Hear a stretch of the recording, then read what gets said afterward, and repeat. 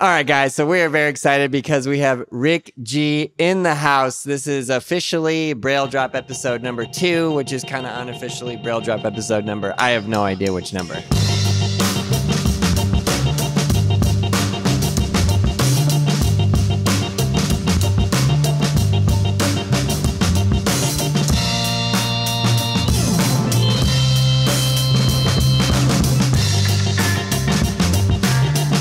Welcome to the Braille House, Mr. Rick G. Thank you. It's a pleasure to be here. So I think before we even start, I have to give the grand introduction of all introductions. Do you know what it is? He has no idea. So it was one fateful night I was on this live stream, and there was a viewer on there, and he says, I might have this number wrong. I was thinking about this earlier. I want to learn a kickflip before my 47th birthday. I will come to the Braille House right now. And then Ricky and I look at each other and we're like, I guess so. we were actually thinking inside, like, we're either A, about to get murdered, or B, we're about to teach this guy a kickflip before his 47th birthday. And then about 30 minutes or so, I mean, what was it, 2 a.m.? I got here at 1. Okay. Yeah. You got here at 1 a.m. We were doing a 24-hour live stream, which is one of the most grueling, exhausting, disgusting, incredibly hard things to do ever. So if you ever get the chance to do a 24-hour live stream, I highly recommend that as part of your life. And Rick G showed up, and this is the first time we ever met you. And that night, a legend was born. That was, yeah, you changed, my whole life changed trajectory that night. That's right. Yeah, so basically, I forget how many hours straight we worked on that kickflip. I left at like 11:15. So 10 hours. So 10 hours straight, you were trying the kickflip. Yeah, and my body was completely destroyed. And you were 47 years old, 46 at that time. 46. You were about to turn 47. Correct. It was like 8 days before 1 week before my 47th. That's incredible. Yeah. So that's the first time I met you, but let's take it earlier than that and take me to the origins of how did you even get interested in skateboarding at all? And you can give your own introduction for yourself. Rick G is a tennis pro. He's a very highly qualified, high-class tennis professional that works at one of the most prestigious clubs in the world, I would say. Yeah, I mean, teaching tennis is like one of my favorite things to do in the whole world. It's so rewarding and engaging and intoxicating in a lot of ways. Like it's been a constant thing in my life forever. Skateboarding preceded my interest in tennis. So my dad got a skateboard for himself. I want to say it was probably 1978. I rolled around on it. Not more than a couple months later, I had a skateboard. My brother and my dad and I rolled around a lot. So I was like 4 or 5. 1978. Yeah. Wow. And it was like the most fun thing that I could possibly imagine. I learned to tic-tac pretty much right away, and I felt comfortable on the board, and I just loved it. And then probably around 5 or 6, I started getting really into tennis because my mom used to go to a tennis club, and I could either sit in their little nursery room or go into the parking lot and just hit balls off of a wall. Right. And it was fun. And I got good at it pretty fast, and I got competitive pretty quickly. And so I played competitive tennis from the age of like 8 till about 14. And at 14, I sort of questioned what I was playing so much tennis for. And around that time, I got recruited to instruct. And it was like the most fun thing ever. And I became a tennis pro right there at like 14. Wow. No skating. I didn't have any friends that skated. When I went to college, a buddy of mine gave me his skateboard, and I skated around New York on that skateboard. It was a blast, but I knew no tricks, just skating. What was the first skateboard? The first skateboard was called a Fiberflex. Okay. And it had blue Kryptonics, I believe, were the wheels, tracker trucks. So we're going to have to find that first skateboard somewhere on the internet and bring it here. That one got destroyed in a flood, but I have my dad's first board. Oh, yeah. So he gave that to me just recently. You still have it? I still have it. Oh, yeah. Sick. It's amazing. Yeah. Okay. So then what was the board from the college guy? That was a Dogtown board. None of us, I didn't skate with him when we were kids. He had this skateboard. He found it in his garage, and it had the front or the rear, the two bolts towards the back of the board in the front. Yeah. Front truck, rear bolts. Yeah. Were put in backwards. So there's like 2 inches of bolt coming up over the grip tape. Oh, yeah. On both sides. And I'm like, what is this? And he's like, that's how you ollie. Yeah. And I was like, we used to do that. I don't think that works. You know, like it's just like 2 rusty bolts sticking into my foot. Yeah. So I actually had to cut those bolts off. They were rusted badly. Wow. I cut those bolts off. I skated the board in New York for a couple of months. Yeah. I came to Ann Arbor, Michigan on my winter break, and I was skating across the quad, and Ann Arbor police stopped me, confiscated my board, 0 tolerance for skateboarding on campus. And I was like, you got to be kidding. Like, people ride their bikes. I can't ride my skateboard. I wasn't, a street skater. You know what I mean? I'm literally rolling. Yeah. And they took it. And that wasn't the first time I had a board taken in Ann Arbor, interestingly. But yeah, so still no tricks, no nothing. You're what at this time? 23? 18, 19. Okay. Yep. Then I went through college, no skating. Started a full-time teaching job my senior year of college, and a kid that graduated, so this is now I'm like 25, a kid that graduated that I coached in his high school team said, like, you obviously love skating. I'm going to college. Do you want my board? And I was like 100% yes. He gave me his board. It was, boy, I don't even remember what kind of board it was because I skated it for like maybe 2 weeks before it was like, okay, these bearings are terrible. This board is terrible. I'm all in. Take me to the skate shop, get my first real setup. Oh, yeah. Sick. And that's when that happened. So I got my first setup. I learned those first couple years, I just got beat up so bad, but I learned drop in, rock to fakie, like a little bit of lip trick stuff, ollie, shove it. And what year are we talking about here? This is 1990. Wow. Yeah. 90 was the year he gave me his board. That was the year he graduated. Did it have like really small wheels? It had tiny wheels. Yeah, the so 90s little. street skating wheels. Oh, I wish we could go back in time. I'm in the wrong era here. Well, you're in the right area. So like we're about to start talking about skateboarding. Like this is the era. There's no doubt in my mind. So a lot of people say if you're going to skate as an adult, you'll be most comfortable on what you grew up on. Yeah. I am not most comfortable on a Fiberflex. I'm not most comfortable on a Dogtown board. Yeah. I'm certainly not most comfortable on a 90s board. Right. Andy's deck, the Heron deck, and Dragon wheels have opened up skateboarding like as much as you opened up skateboarding for me by having that night happen here. Wow. Like so just on an equipment level, just equipment's better than it's ever been. It's better than it's ever been. That's why you say that. I understand. Yes. Those wheels. So, okay. So I moved out to California. Actually, I came and visited California with my brother. At this point, I'm like, I don't know, late 20s, early 30s. Yeah. We come out here. I'm like, I want a board. I'm just going to set one up out here. Right. So wheel size, wheel hardness, right? Like all the wheels I skate at the skate parks are too hard to skate on crappy ground. It just isn't fun. It rattles your body apart. Right. And it's not fun. It's slow too. You're anything where it's really rough, like you can't get any speed on that. Right. Right. So it's not fun. But if you skate soft wheels, like my shove-its were so bad that if I scoop a shove-it with really soft wheels, the wheels will bite and it'll rotate. Yeah, so it's good.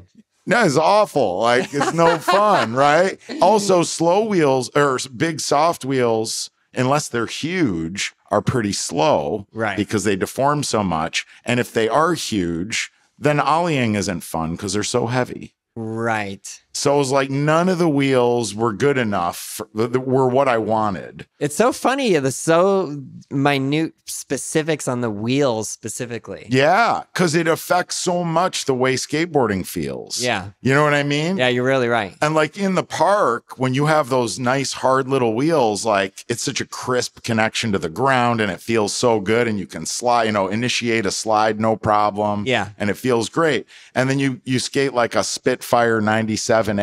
Yeah. And it's like, well, you can't really initiate a slide the same way. Right. It doesn't feel like that. Right. You don't have that crisp connection to the ground. And when you go skate on crappy ground, it still rattles you to death. To death. Yeah. Yeah. So for anybody who doesn't totally understand what he's talking about, 97A, it's weird with the wheel hardnesses because the lower the number, the softer the wheel. Right. So a standard wheel would be like a 99 or maybe even the 101A, which this is like a real hard street skating wheel. And as you get lower, 97, now you're starting to get soft and the softer wheels grip more. But none of the equipment did what I wanted it to. Yeah. So when I was out here, what did I end up with? I think I got slime balls. Yeah. Which are like a softer, almost skatable wheel that it has all the problems of a soft wheel. Yeah. But they're relatively small and they skate almost like normal wheels. Ollieing feels good. Yeah. You know what I mean? Yeah. And I skated out here with that. I remember buying it. I remember there was some kind of like a church somewhere along the coast where I skated. Or maybe it was the skate shop was in there. I can't remember.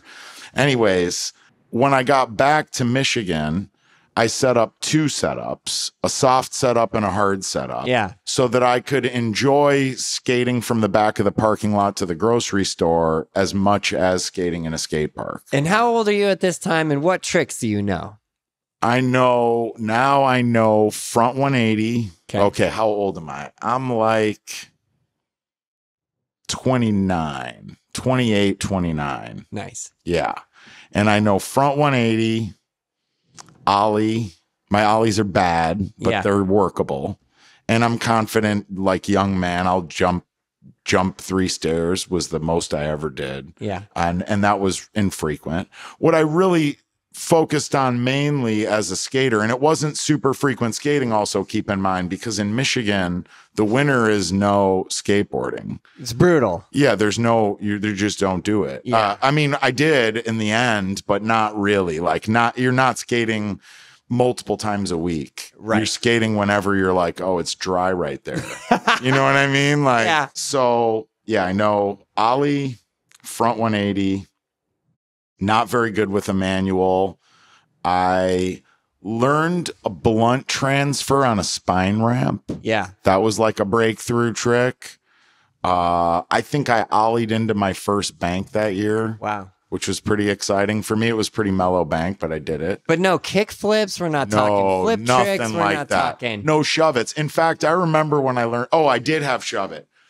I learned shove-it in the basement of a friend's house that was being built. So we were like installing tile floors at night after work. So I would get off the tennis court, drive over to his place. We'd install tile floors and take huge long breaks. Yeah. And I would skateboard. And I figured out fakie shove. And I was so excited. And I want to say that same night I got my first shove. Wow. Yeah, it was awesome. So you're a tennis pro. This is your profession. This is what you're doing. You sort of have skateboarding on the side the whole time. Mm-hmm. And then like what kept you? I feel like most people in this scenario would have just dropped the skateboard and been like, kid's toy.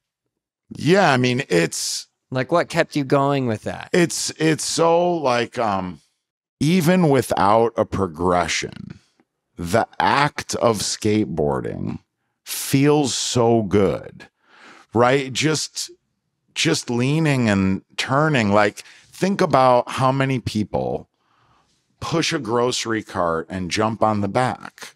Like nobody tells them that they should do that. It's just fun. Like it's so much fun. Adults, kids, everybody instantly knows. We've got ball mowers at the tennis club. It's like a lawnmower that picks up balls and it rolls. And the first thing anybody who's never seen one does, a kid especially, the first thing they want to do is jump on it while it's rolling. 'Cause it's magical. It's like I'm stationary, moving through space and controlling my passage. It's liberating. It's an incredible experience. So even just skating to the grocery store from the parking lot was enough to keep me going. Right. And the falling and getting hurt phase, like, most of the injuries, I mean, like when I was learning transition stuff, I was padded up completely. Yeah. Right. Yeah. And I'm getting hip bruises that are absurd, like, and shin bruises that are just awful. Yeah. Right. And I went into work one day and like I take off my sweatpants and my student was a martial arts instructor. I take off my sweatpants and he's like, "What are you doing? Like my shins are wrecked." And I was like, "I'm a skateboarder." And he's like, "You should use this stuff." And I'm sure I've given you that stuff. Oh, yes. You remember that day with Jason? Yes. Yeah. I have a friend who, man, the connection is too, it's a guy in my family who's like a Sifu, who's like a really high up in the martial arts. He's like a master of his craft. And he gives me this like very special concoction. So I have a similar. Did that job. Yeah. Yeah. But he thinks it's like well, I'm sure it is because he's like a very like. Yeah, it's the one. Yeah, everyone has the one. You know what I mean? Well, it is because when you put it on and it works, you're like, oh, like there's none of the other stuff does this. Yeah. Me, you know, and they're not wrong. Like, because you can't just, it's good stuff. But I feel like everybody has their own special recipe, and every master is like, "No, mine is the one. No, mine is the one." I can only imagine them. Yeah. But okay. Yeah. So you were getting brutalized. Getting brutalized. Yeah, that first year especially. Absolutely. Yeah, absolutely. No serious injuries from skateboarding. Ever. I've torn my calf a couple times recently.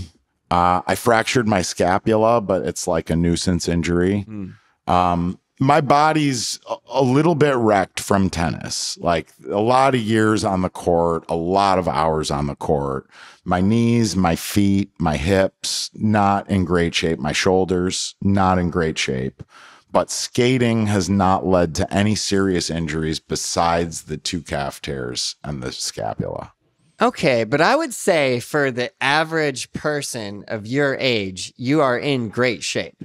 I'm light and active. Let's put it that way. Yeah, very much so. Yeah. You know what I mean? Yeah. I mean, the average, how old are you right now? Right now, I'm 49. Okay, so the average 49-year-old is not going to come in here and jump down the 3-stair. Fair enough. Fair enough. Or try kickflips for 10 hours, which was like one of the, I don't know how to explain this to people listening. It's one of the most brutal things to witness from any kind of a flow. For me, you know, I wasn't doing it, but just to be there and be like, oh my God, he's got to land it. If he doesn't land it, what's going to happen? What was going through my head? Like, how am I going to leave here if this doesn't happen? Like, I have no exit strategy. I'm just going to keep going because it's got to happen. Like, and it didn't. And then what happened? You tell the story. Well, it didn't happen. And it didn't happen that day. No. And that morning, so like it was all night. Yeah. I drank a couple bottles of water. From 1 a.m. to 11 a.m. the next day. I left to go across the street and get a cup of coffee at like 8:30 a.m. Yeah. I drank the cup of coffee. It did not feel great. I came back in here. I went for 3 more hours. At that point, I was like, I can't do this anymore. Like, I'm done. Yeah, your body was physically saying, stop now. Yeah, you can't. Like, you're going to struggle to drive home at this point. And you guys were so nice to me. And then I left. And I pulled over before I get on the highway to throw up the coffee. You know, and I was like, oh God, like, what have I done to myself? I woke up the next day. I couldn't move my legs without the help of my arms. Like, couldn't.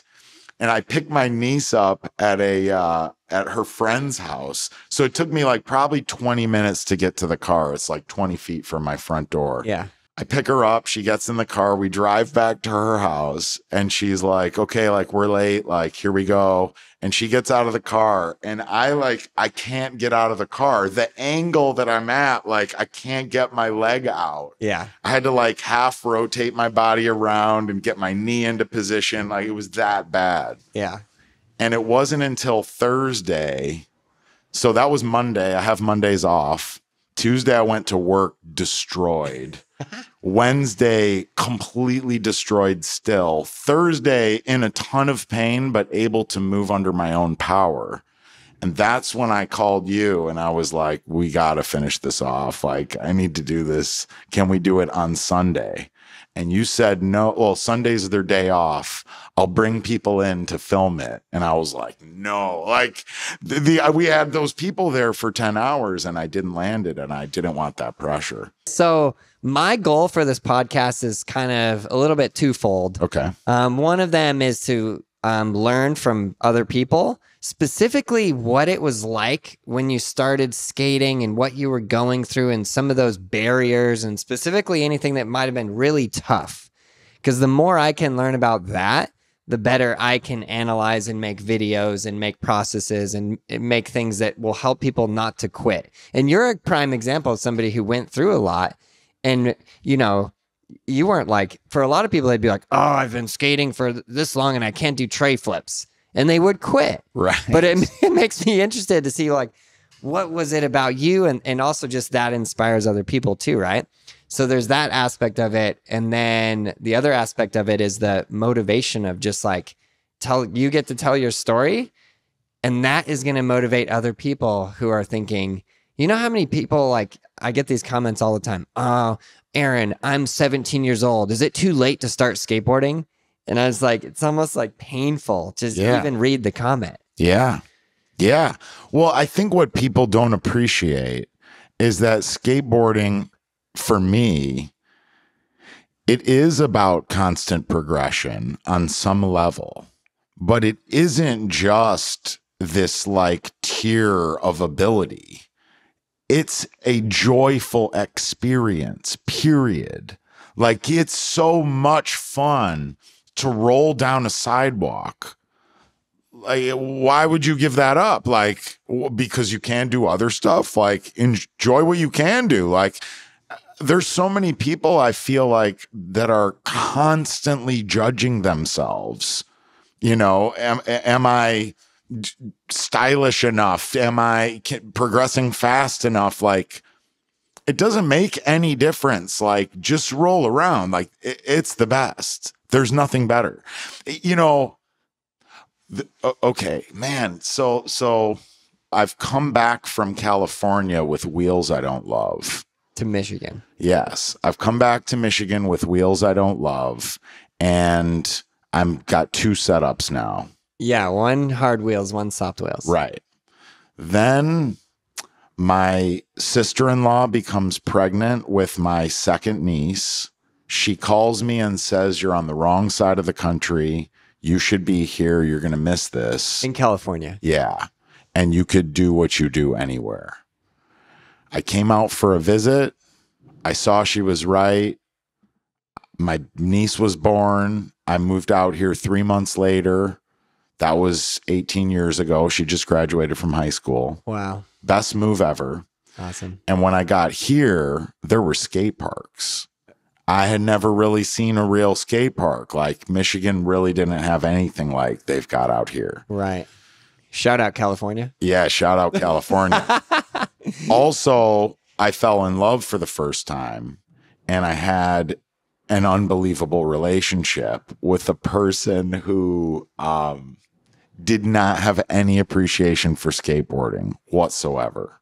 I got one of those too. Okay. So I did skate, but not super frequently. There was no way I was going to jeopardize this incredible experience I was having. Right. So I skated lightly and consistently through my 30s. Okay. The love of my life died in December of 13. I went to the skate park. I was devastated, completely broken. Right. I went to the skate park in February.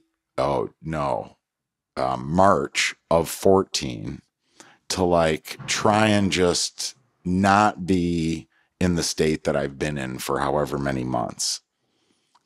I see a bunch of people having fun. I went to St. Helena skate park, best skate park, my favorite skate park, and a skate park I went there with my partner. And there are a bunch of good skaters having fun. I roll around for a while. I'm not jubilant, but like it feels great. And I'm like, oh, geez, all this is still here. Like the sun's going to keep coming up, like it or not. It's good to know that I want to go, right? Like I'm tired. I'm done. It was fun. My last run, I go to ollie up on this manual pad. My rear trucks hang up. I go over the whole manual pad and fall to the flat below where I hit my head and like my glasses fly off, my knee, my hip, like wrecked. Worst fall ever, right? And I like make my way to the car without my skateboard somehow, which was like a coveted skateboard. And I'm completely physically ruined now. And like I got home and I was like, okay, like I'm not supposed to be feeling joyful and free. I can be destroyed, right? Like that's okay. It doesn't mean I'm going to stop doing the thing. You know, like this loss destroyed me and it made me really not want to play anymore. You know what I mean? Anything, on any level. Yeah, I don't want to wake up. I don't want to I don't want to smile. I don't want to do anything. Brushing my teeth is hard. Yeah. You know what brutal. I mean? It's just a bad time. Yeah. And I felt like just this, I don't want to play this game anymore. It was like I was in the middle of the best game ever and they just turned out the lights at the stadium and they were like, nope, like go away. And I was like, yeah, I'm done with this sport. That's how it felt in my life. Right. And then I got wrecked skating. And like, there was never an instant where I was like, oh, geez, I shouldn't be skateboarding.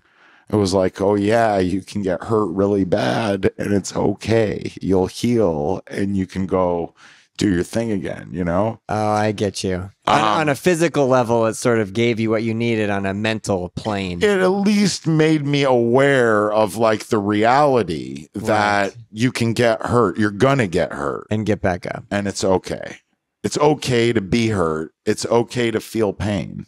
You don't have to get rid of the pain and you don't have to keep yourself from getting hurt. This is life. That's beautiful. What's up, everyone? Let me take a quick break here to tell you about Braille Army Plus, the membership platform designed by me to teach you how to ride a skateboard. Have you ever been wondering, man, if I just knew the correct technique to do this kickflip, I could get it? Or maybe you thought to yourself, if I just had Aaron Cairo to teach me how to ollie, I know I could land this.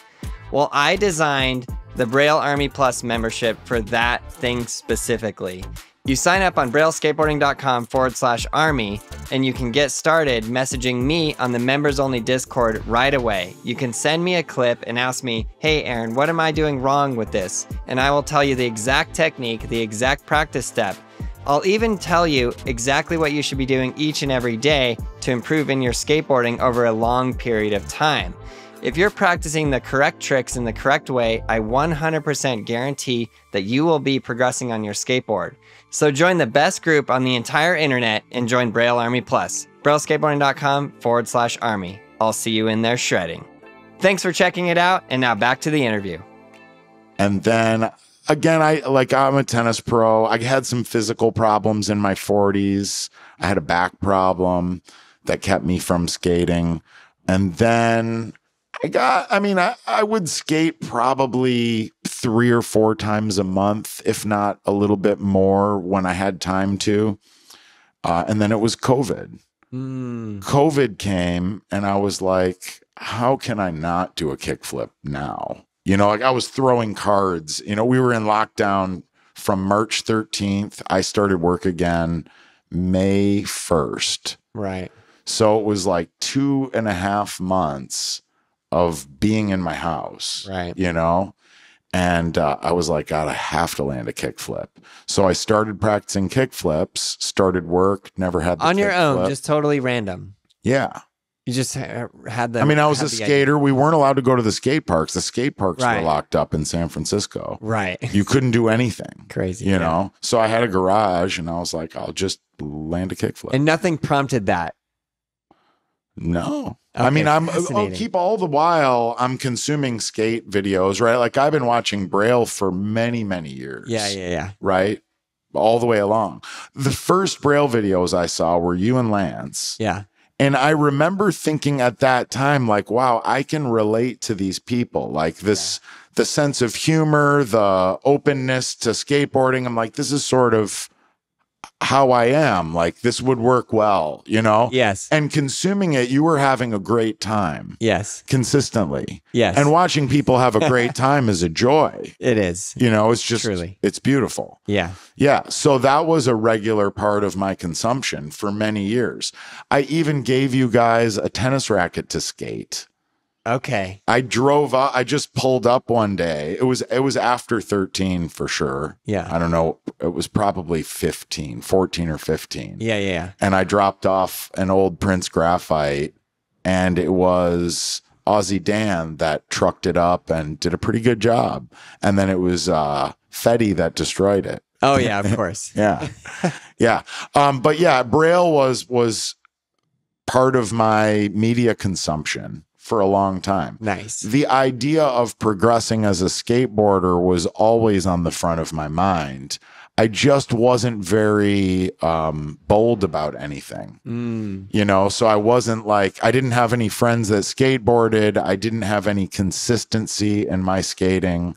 It was just, you know, do the tricks, you know, and enjoy yourself. Yeah. And I always did. And that's all you need to do and just let it roll. Yeah. And I loved it. It was great. And now my life is completely different, like unimaginably different. The fact that I have so many friends that skate now, it's almost unimaginable to me. I went 47 years with no skateboarder friends. None. I had acquaintances that I knew that skated from skating that I had seen at skate parks or met at a skate shop. And then we would come across each other some other time, but nobody I skated with. Zero people. And now you're one of the most prolific skateboarders on the planet. Best friends with Andy Anderson, hanging out and shredding wherever the sun takes you. I will shred anytime I get the opportunity. But yeah, I have a ton of friends that skateboard that are willing to reach out to me via text message and say, hey, do you want to skate? Right. So any day that I'm feeling like isolating myself, somebody is throwing a line out saying, hey, do you want to do this joyful thing with me? You know? And that helps a lot. The answer is usually yes. Yeah. Yeah. You know? Rick G is always down for the street session. Absolutely. Any day of the week. Yes. Okay, so with what you were saying about you're in this game, it feels like you're playing this game and the lights shut off. Yeah. Yeah, that was rough. It was a really rough time in my life. And I honestly, there's parts of me that are just absolutely not over it. Right. But skateboarding reminded me that it's okay to get hurt. That's part of being. Part of being is getting hurt. And a lot of the people who would tell you not to skateboard because you're too old or because it's dangerous, I think are missing part of what's going on here in life. Right. If you're busy insulating yourself from all the things that might hurt you, then you're not going to be able to experience the community and the support that comes from being vulnerable. Right. And really throwing yourself out there and having that full-blown experience. Yeah. You know, it's such a different thing of like, you know, a lot of people, they watch skateboarding and they see all these crazy tricks. And I think some of those people are the ones that will compare themselves. They'll go, well, I'm never going to be the Shane O'Neill or the Nyjah Houston, so I may as well just not try. But I don't know what, you know, it reminds me of that movie Good Will Hunting, when the guy tells the kid, he's like, you know, you're really smart, but you've never smelled the Sistine Chapel. You've never been there. You've never had that experience. It's so much different. You can't even like describe what it's like, which kind of takes me to what I want to know about is you landing your first kickflip and what that experience was like for you. The experience of landing the kickflip was liberating. It was exhilarating. When I reflect on it, it was a trigger point that really changed my whole life. But the actual like kickflip, how do I put it in perspective? Kickflip is not a big part of my skate life. I still don't have kickflips mastered. Right. This year, I've maybe landed 20. Right. You know what I mean? Yeah. So like the landing of the kickflip, because I got to the point where I was like, wow, maybe I can't learn this. Right. Because I got to that point and then landed it, it was full liberation. It was like, nope, there's no, like, it can seem like that, but if you just keep paying attention, whatever is on the table. Right. So it's really liberating. And that's the reward for that insistence that like, no, I'm going to land it. Right. You know, and that's a beautiful thing. Powerful. Yeah, it is. It's powerful. And it got me to overcome boundaries to my ollie that I thought would be there forever. Right? I've had a crappy ollie my whole life. And now I'm more comfortable on a board than I've ever been by a ton. And my ollie's still not there. It just in the last like week, my ollie is very close to being like, feeling like I want my ollie to feel, you know, like it's exciting. It's very exciting. At 49 years old, people. Yeah. So when you're 17 and you send me a message about being 17 and if it's too old to start skateboarding, I'm going to send you a copy of this. Yeah, I was recording. 26. I was 26 when I got that board from my student, when I started learning tricks. Yeah. Yeah. So officially you've been sort of off and on skateboarding a little bit, but officially how long would you say you've skateboarded for? What I tell people is over 20 years. Yeah. Over 20 years of skating and like 3 years of regular, consistent skateboarding. Which is the most recent 3 years. Yeah. That's incredible. And I'm by far better than I've ever been, by a ton. No comparison. Yeah, see, just that alone right there is so, to me, that's so fascinating. But I think that thing that you said about like, you felt like you hit this point where you couldn't land it and then you did. That's like a that is like a earth shattering, change your life situation. Yeah, it is. Because it's not just about making the board spin and landing back on it. It's like just that viewpoint in life. You know, I think so many people, whatever it is, maybe it's getting married or doing the business deal that they think they can never do. And they're just like, oh, I can never do that. Oh, I'll give up. Oh, I'm not as good as that person. I'll give up. Skateboarding really, it just teaches you these things that can kind of push you through other things in life, which I feel like it's so fascinating. 100%. So I have this big goal is to make skateboarding the biggest sport in the world, which is maybe that's a little bit impossible within my lifetime. Maybe. Currently, soccer is the biggest sport in the world, and it's massive. It's 100% the hugest thing ever. In fact, Messi, I don't know if you're familiar with any of this, he just played a soccer game where he was like, oh, we're just going to do a friendly match. We're going to go live.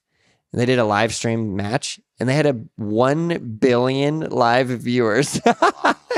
And that, to me, I just went, that is 1/8 of the world's population tuned into that friendly soccer match. It wasn't even like World Cup or some big thing. It was it sort of put it in perspective for me. But then I started thinking like, how innately natural is it to just kick a ball? And then, but what you said that made me go, ooh, that really shifted my viewpoint there.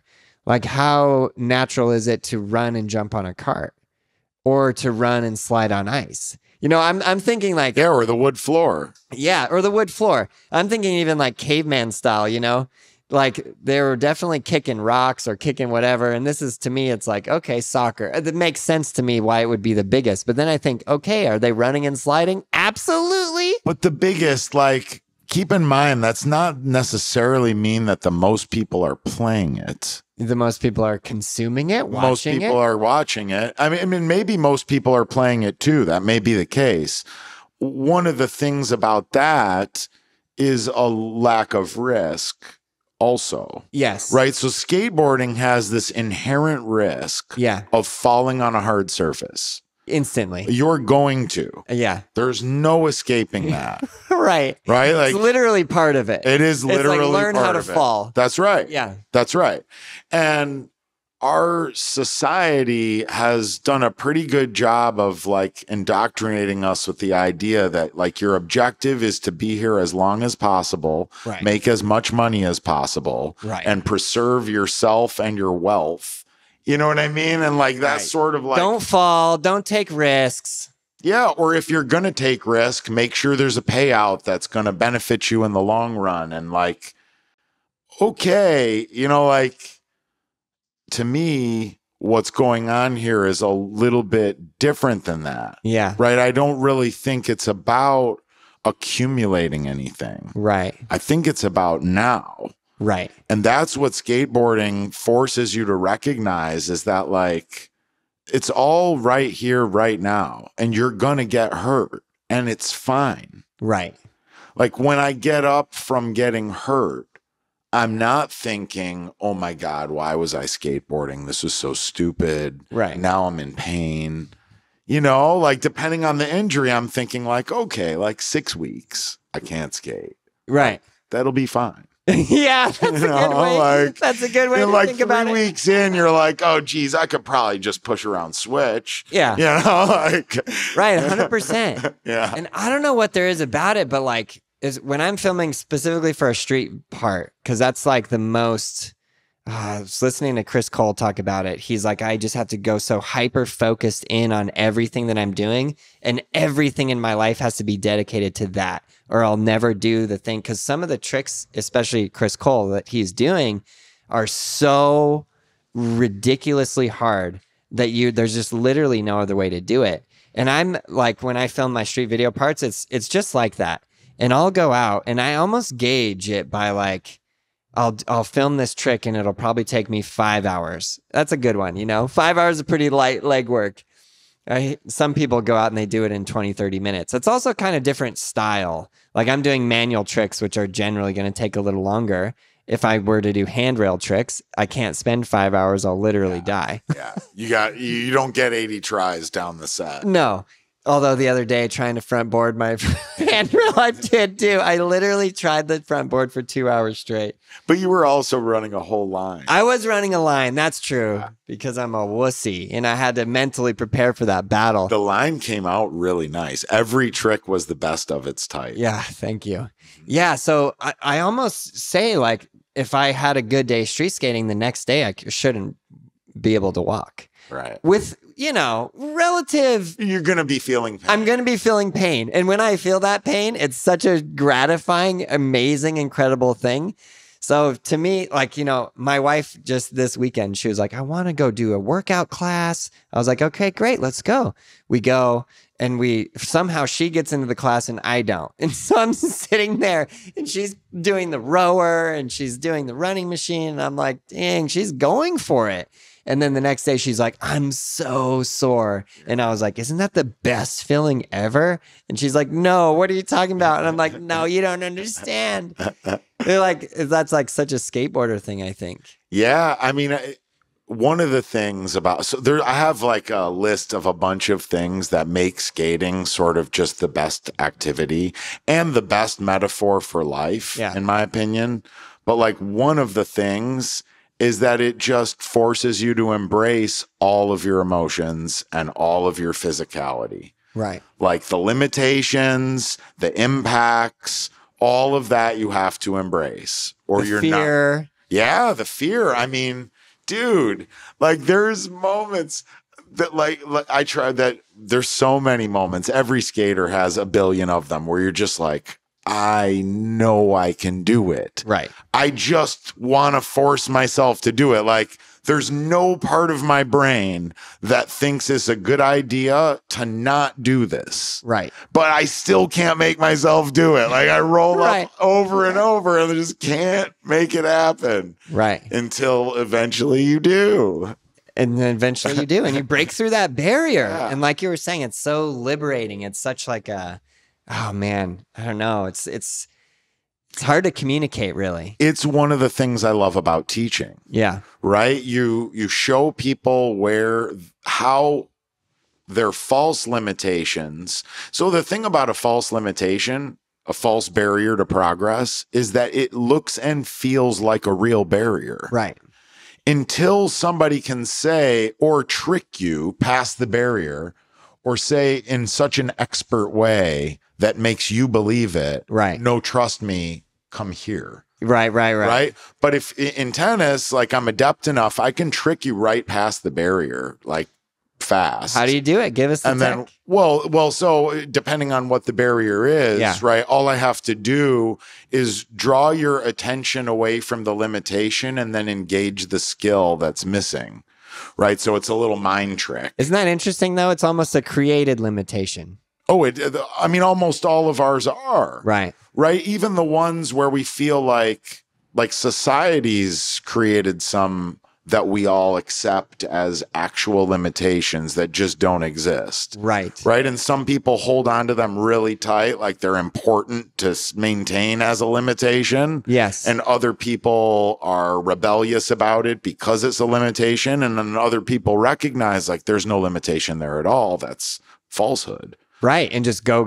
Right. And those people that are telling you that that's a limitation, they're trying to hold you. They're saying, stop, slow down. You're making me uncomfortable.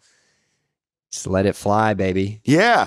But I mean, like part of the stop, right, is like another thing that we're sort of trained into, right? Where it's like people's nervousness about pushing the boundaries and about moving through the false ones is that it makes it feel like the way they've chosen to move is incorrect or like they're being judged, right? If you're going to go way outside the lines, then you're not respecting what I've given my life to, which is staying inside the lines. Right. And how dare you disrespect all the hard work I've done to make all this work inside these lines. Right. And to their credit, like, yeah, that's beautiful. You put your whole life into that. You're inside the lines, and that should be respected. Right, 100%. I shouldn't jump on your handrail and scrape off all that paint that you picked out and you put on there because you wanted your house to look the way it looks. Right.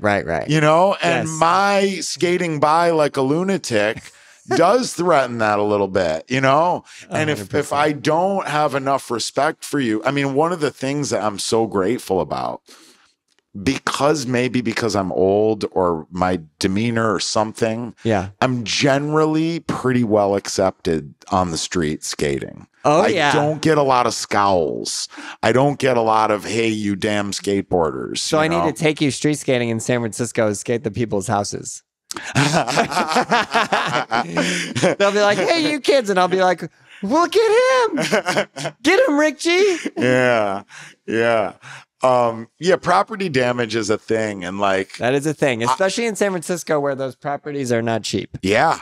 And I mean, street skating's the best. It's so much better than park skating to me. It's so much more fun.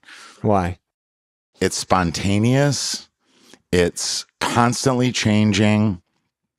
It doesn't force you. It offers you the opportunity to look at your environment in a completely new way, interact with it in a new way. It brings you out in front of your neighbors and your community, and it allows you to interact with them. It's the antidote to DoorDash. right? Like everybody's Netflix and DoorDash, and it's just go home from work, turn on the heater or whatever you do to make your place as neutral and comfortable for yourself as possible, and have things come to you and consume things. And like, there's no community in that. Yeah. You know, and I think it's partly why people feel such a need to get heard through digital community, Right. because there's no physical community. And street skating just changes all of that.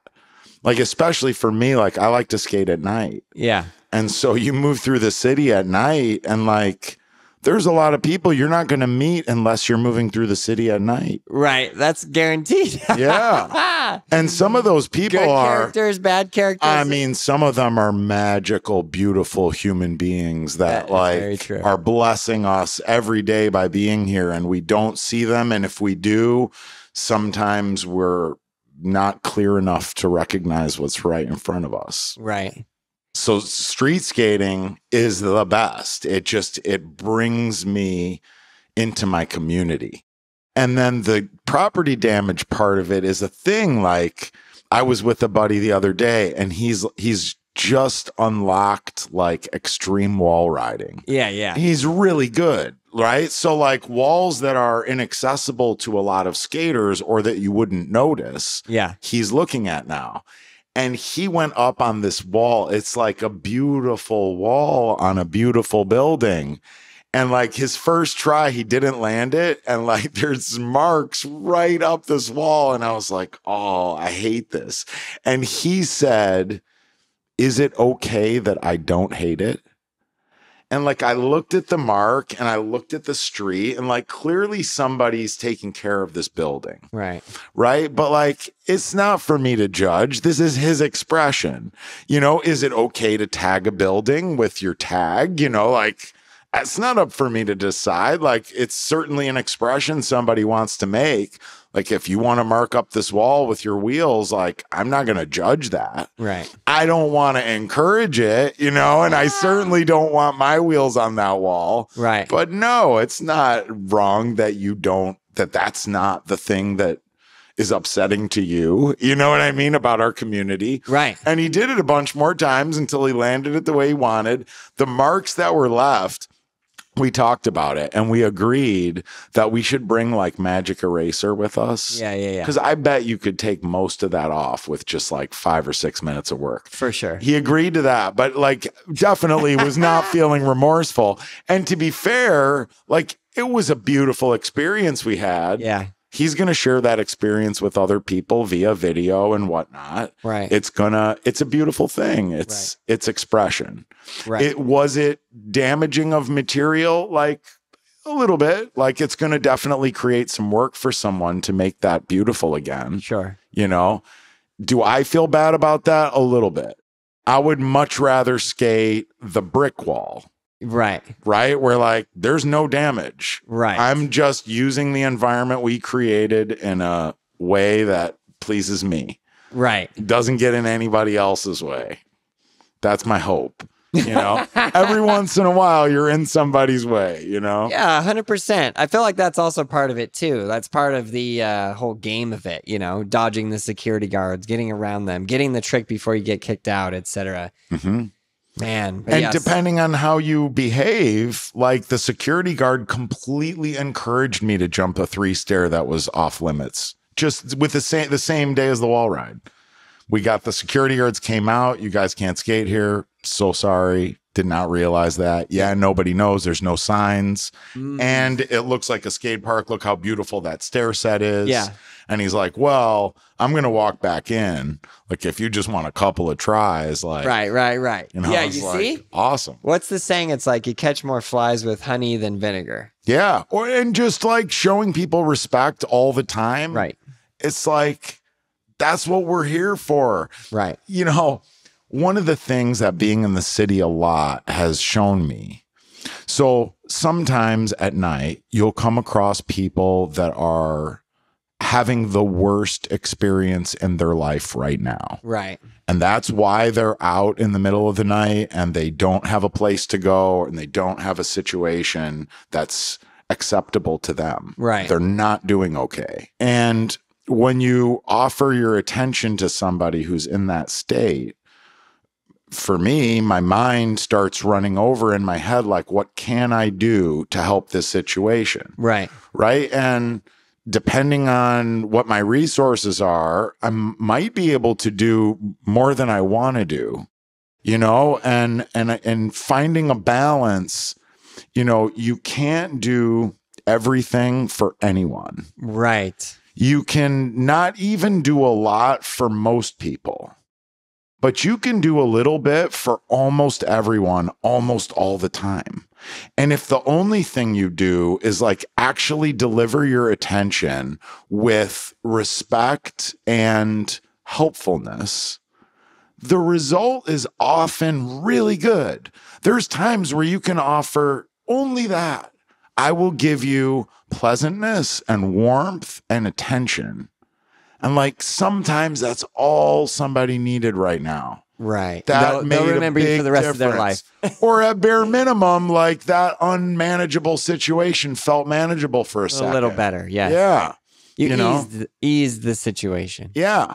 And I'm starting to learn like how to set those boundaries in a way where I don't think about it for the next 4 days thinking like, well, why didn't I just do this? Like that would have been a lot better. Yeah. You know what I mean? Because you can kind of get stuck on that. You can. And then you can put yourself into that trap where you feel like isolating yourself again. Oh, I'm crappy at that. I should just not play. Right. You know, and it's like, well, yeah, you're crappy at it, but like you almost landed it. Like go try again. Well, you know what I mean? Like, yeah. Yeah. How many tries is it going to take? Hundreds of tries back to back, pushing forward. Yeah. And the more times you do it, the less scared you are, the more familiar you are with what happened last time. Yeah. And the better you get at it. Right. And if what we're doing is like getting better at being good to each other and moving through space together, we're winning. That's what we're after. Right. Exactly. That's why skateboarding. Skateboard, go out into your city and skateboard and feel free and treat people well. And we win. Amen. That's why we need more skateboarders. We need them right now. We need an army of skateboarders getting other skateboarders to ride skateboards. 100%. Yeah. There's so many things about skating though. Skating's the only activity I know of where people of every age and every skill level and every background all do the activity in the same place together at the same time and pay attention to each other. Right. That just doesn't happen. Right. You're always separated by age or gender or skill level or something. And even if you're in the same place at the same time, you don't pay attention to each other. Yeah. I think it was Andy who was telling me, like, at the Olympics, skateboarding is the only sport where all the countries are just sitting together, eating with each other, hanging out with each other. I think he was saying it in the other sports, it gets into like we don't want to get in their heads or be like some kind of competitive thing. And with skateboarding, it's just like, well, I mean, if you can't do a 540, you can't do a 540. You're not going to land it because you had lunch sitting next to somebody. Right. It's a different world. Some maniacal, foreign skaters like, oh, have you ever thought where your balance is when you do this? Yeah. About that moment. You ever thought about where your hands are? And then, yeah. Oh God. But those and competing at that level, I don't even know that you could say that. Yeah. They're even like doing it on such a deep level. Yeah, there is so ingrained. The muscle memory is so ingrained. It's a fascinating experience, but that's a whole nother topic. What's going on, everybody? I want to take a second to tell you about Audible, the #1 platform for audiobooks, podcasts, and more. With Audible, you have access to over 400,000 titles, including one of my favorites, Shoe Dog, the story of the Nike owner, Phil Knight. As a small business owner and skater, it was so interesting to see what he went through in building the Nike empire and how it all started. This is an inspiring and motivating story, and I would recommend it to anyone. The way Audible works is amazing. With Audible Plus, you get instant access to thousands of audiobooks, sleep guides, and podcasts for just $7.95. Yours to enjoy as a subscriber, or you can upgrade to Audible Premium Plus and get everything included in Audible Plus, plus one additional audiobook every month, yours to stream, download, and keep forever, even if you cancel your subscription, which is easy to do, but trust me, you won't want to. There are many amazing books on Audible, and as a listening viewer of the Braille Drop, you can download a free audiobook today that's yours forever, whether you subscribe or not. Just go to thebrailledrop.com/audible to sign up for a free 30-day trial and receive one free audiobook that's yours to keep. Doing so really helps support the show. That's thebrailledrop.com/audible to get a completely free audiobook on Audible. Thanks, and now back to the show. This kickflip here, Rick G. All right, the kickflip. Okay, the kickflip. Honestly, like the kickflip turned me into this. You turned me into this, right? You gave me the name Legender Rick G, and I ran with it. Yeah. And you made that video about the kickflip, and that day I almost interacted with Andy, and I kind of came out of my shell in some ways. Like I was sort of exposed as a skateboarder. Yeah. You know, like my whole. Up until that point, I was really still living like a very isolated life. I went to work. All my students know me really well because it's a very deep relationship. Right. My boss knows me well. My family knows me well. But no one else in the world saw anything I did. I'm not on social media. I'm not out in the city street skating. The first time I ever went street skating was not this past Thanksgiving, but the one before it. Because skate friends were like, we're coming to the city. You should meet us and skate on the street. On Thanksgiving. Yeah, it was the day after Thanksgiving. Great day to skate in San Francisco. It was the most fun I've had since I was a little kid, at least. It was unbelievable. Just pushing as fast as I could push on the sidewalk. Where I was just like, I mean, I've never done that before. Yeah. You know, it was amazing. It was so much fun. Yeah, that opened up a whole new chapter. But the kickflip is, it was a rite of passage, like a coming of age, sort of like an acceptance of myself as a skateboarder. But the kickflip as a trick is not a huge part of my skate life. It's not a big part. I don't obsess about it. I know I will lock it down, but I'm not in a rush to do so. Right. It's pretty hard on my body to practice it. Yeah. So I don't practice it much. I'm much more interested in like a really well-controlled ollie, you know, really good front and backside 180s. Like I have back 180 now, which is thrilling. It's like a whole new universe with back 180. Right. So good. Power slides. Who knew? I knew. I wanted it forever. It's so much fun. Right. Oh, it's the best. So now, true. there's several hills in San Francisco that I've only used power slides to slow me down on. Really? For like, that's within the last month. That's a big deal. Such a big deal. So exciting. So much fun. I feel like there's like various layers and levels to just being able to ride the board, you know? And I feel like power slide is like, once you can roll down a hill and you're like, I will only slow down with power slide, you've kind of reached apex predator situation. Kind of, yeah. You like, know what I mean? Sort of, but you need other things to really be apex predator like that. Like what? Like you need that little like scoot ollie that will take you over like a pothole that's this big. Yeah. And you're going fast. And you just like, oh, snap it up and like but you're not almost really tail doing scrape it. over Yes. it. You know what I mean? Where you're just like, oh, I'm so confident that's not going to catch me up. Yeah. Like you need that too. That's true. You know, because right now, like I've handpicked the little sections of hill where I'm going to explore this ability to break. Yes. It's not like, oh yeah, I got this one. Like I know exactly. I have this section of this one. You know what I mean? And then we'll stick to that. That's how it's going to go. Exactly. Okay, so there's another level. But Yeah. I think people think there's like, okay, I pushed on a board. I can do that. But there's like you're saying, there's so many little minute details to getting that. And how do you like where do you even, I'm always thinking like, where does power slide even fit into the mix? Yeah, it's a good question. I mean, It's almost like after the basics have been learned, then yeah, I mean, I feel like when you're young and you are naive and you don't have a sense for what could go wrong, you have access to explore a lot of this stuff on a really organic level and get it all really fast. right. Right? Because when you see, oh, it looks like that, and then you throw yourself into it and it works, you're like, oh, it's that. And now you've got it. It's done. It's locked down. Right. When you're like, oh, if I try and do that and it doesn't work, this is going to happen. So I'm going to like nibble on it, you know, like I'll half go into it and sort of bail.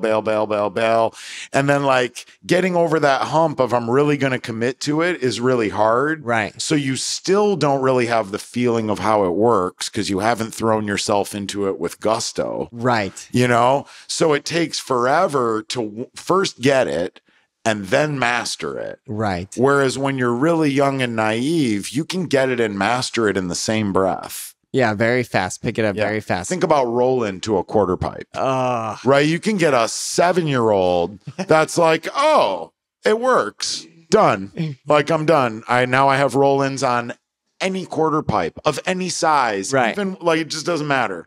Whereas with me, it's like, okay, I did roll in on that one, but this one looks a little bit, the coping sticks out just this much. I don't know about this one. Yeah. So, you know, the benefit to learning skating at my age is that instead of having to acknowledge that all your capacities are diminishing, which they are, right? You get the experience of growth. Right. And it's like, wow, like I get the joy of like leveling out a connected ollie and like the feeling of it and the thrill of it. Whereas, you know, let's say when Andy's my age, right, he's going to be thinking like, oh man, I really can't do this anymore. Right. You know, like I'm going to have to keep all of this stimulated, I'm going to have to grow off in this direction. You know, it's like, because he's already experienced so much of the growth. Yeah. I said Andy, but any skateboarder. Yeah, I'm hitting that period now. You know, I'm about to be 40 and there's certain tricks. Or like when I got to film the video part, no, there's literally nothing that's good enough.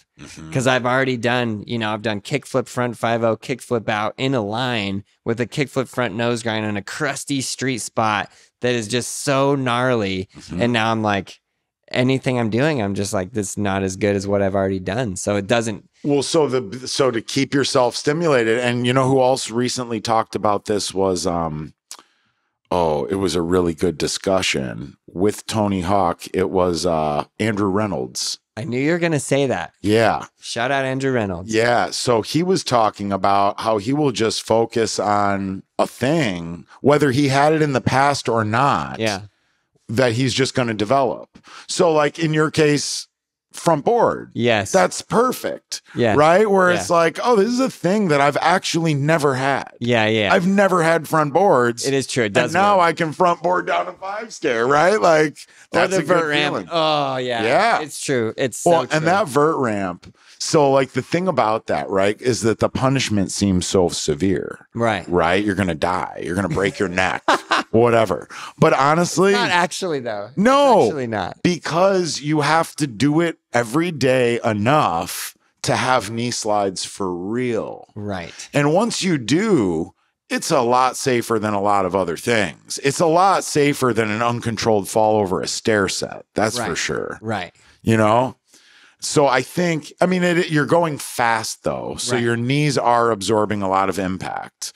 Yeah, but you learn how to hit the transition and it's just safe as can be. Yeah. That's the thing that's so wild is I feel like the vert ramp in its own weird way is safer. Like Jaws, he jumps down the most gigantic things ever.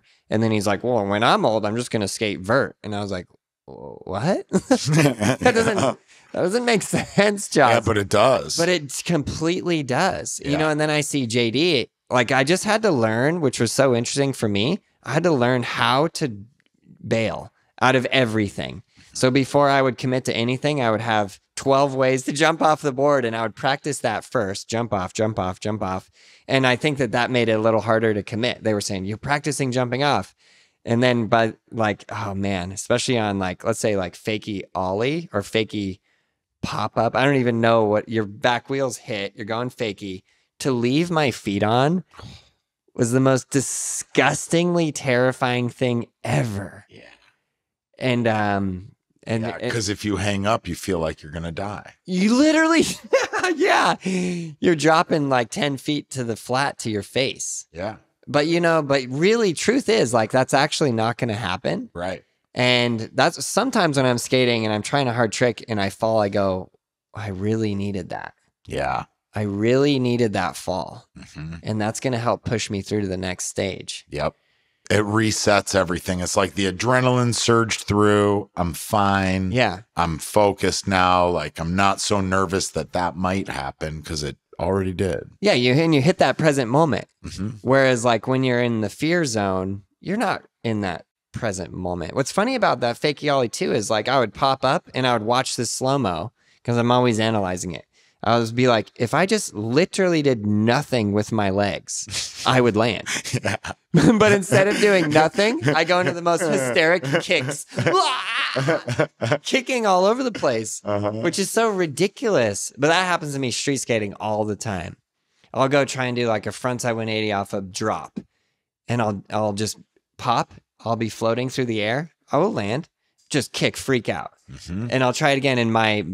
And it's like I can't control my legs to not do that. Yeah. It's so weird. It is. It's involuntary.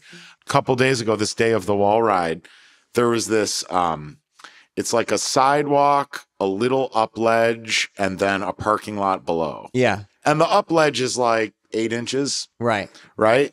And the sidewalk is maybe 2 stairs of height over the parking lot below. Right. And I can ollie off 2 stairs like comfy.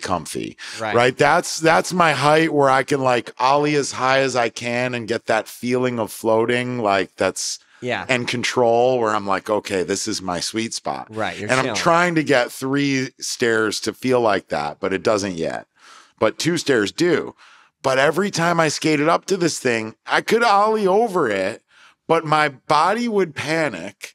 When I landed on the ground, it felt like it was further away than I expected it to be, even though it's not that far away.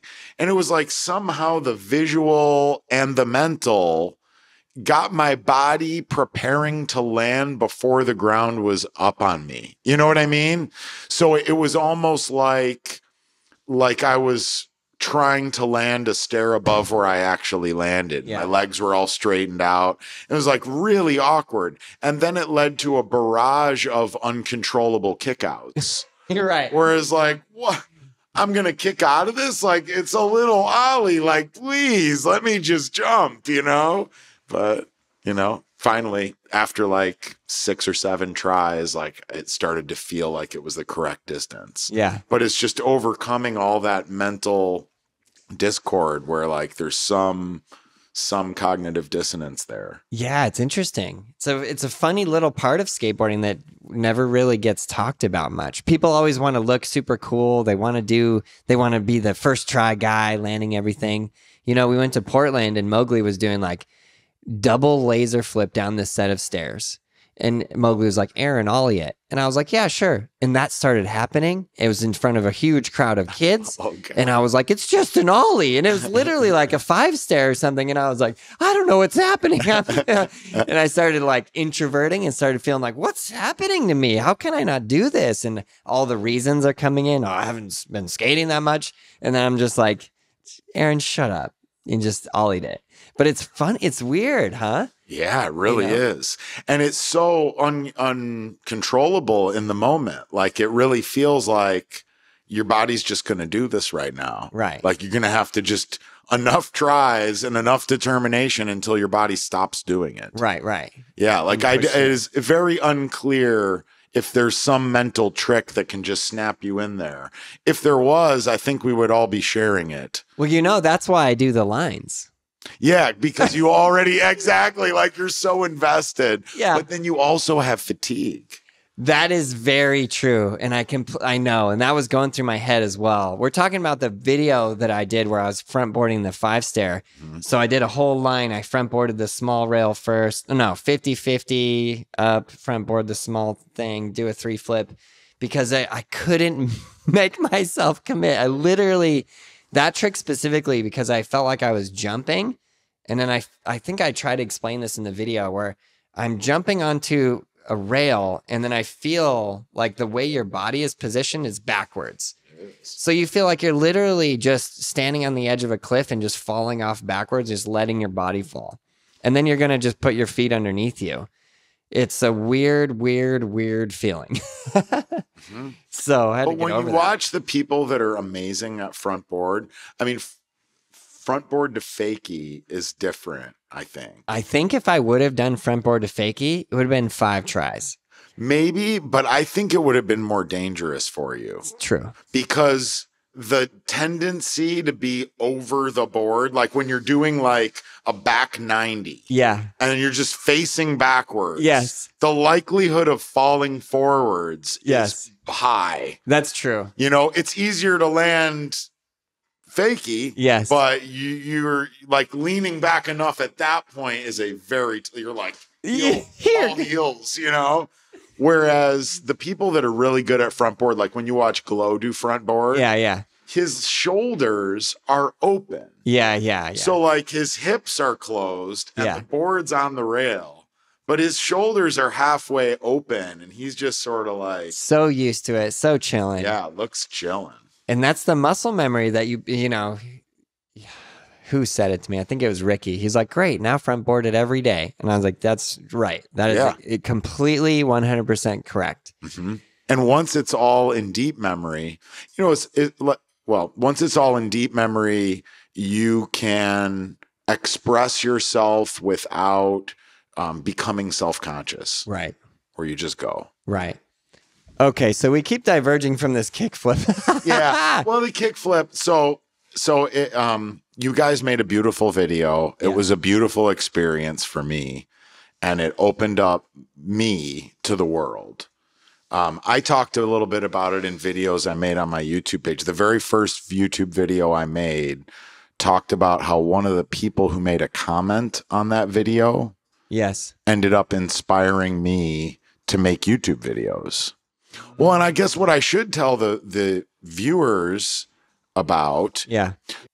So when I decided I wanted to land a kickflip at COVID, come November, I still didn't have kickflips. And you released the Braille Army app. And I don't normally use any kind of social media or put much information about myself into the computer. Right.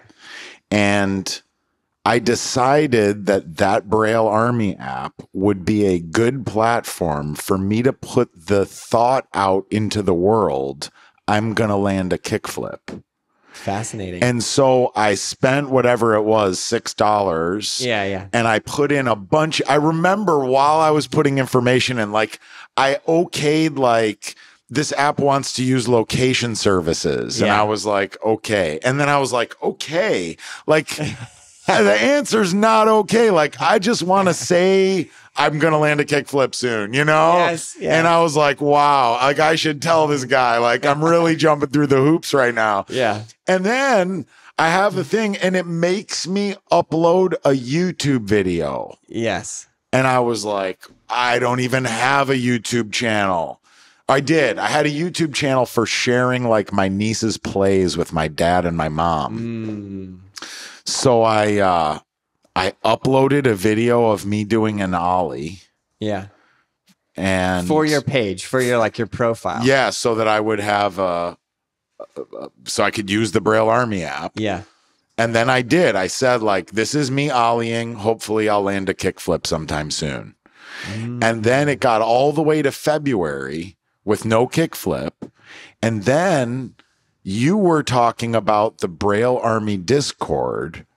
So I tried just leaving a comment on YouTube saying like, I want to land a kickflip. Will you guys help me? Yeah. But there were enough people so that the comment was gone like instantly. Yeah. And I was like, oh, that's not going to work. Was it on a live stream or on? Yeah, it was the one you were doing the all night, the 24-hour live stream. You're talking about the live stream now. Okay. Yeah. 24 hour. Yeah. So when in February, I'm watching that video and I was like, I want to learn kickflip. It's gone. Nights like made food, watched a little while longer. And then you were talking about the Braille Army Discord. And I was like, oh, I have the Braille Army app. Yeah. So like I opened it up and looked for Discord. It made me download a whole new app. Oh, yeah. And I was like, oh God, what am I getting into? And then like pops up on the screen. It's like you and like 4 other people. Yeah. And me. And you guys were like, hey, what's up? And I was like, what? Like, I didn't expect that at all. Yeah. And that's when I asked if you would teach me how to do the kickflip. And you were like, maybe not tonight. And then you were like, yeah, okay. Because I was insistent. Yeah, it's perfect. Yeah. It's perfect. Yeah. That's the thing about the Braille Army Plus, the Discord. There's not many people. Yeah. It's instant access. Yeah. It really is. It's very direct access. Right. Yeah, which is pretty amazing. It is, yeah. I'm trying to make it into a service where, I would like to not have it be download this app and then get this code and then get on this Discord. But I'm just trying to make a way where I can say, I want to teach you how to skateboard. Yeah.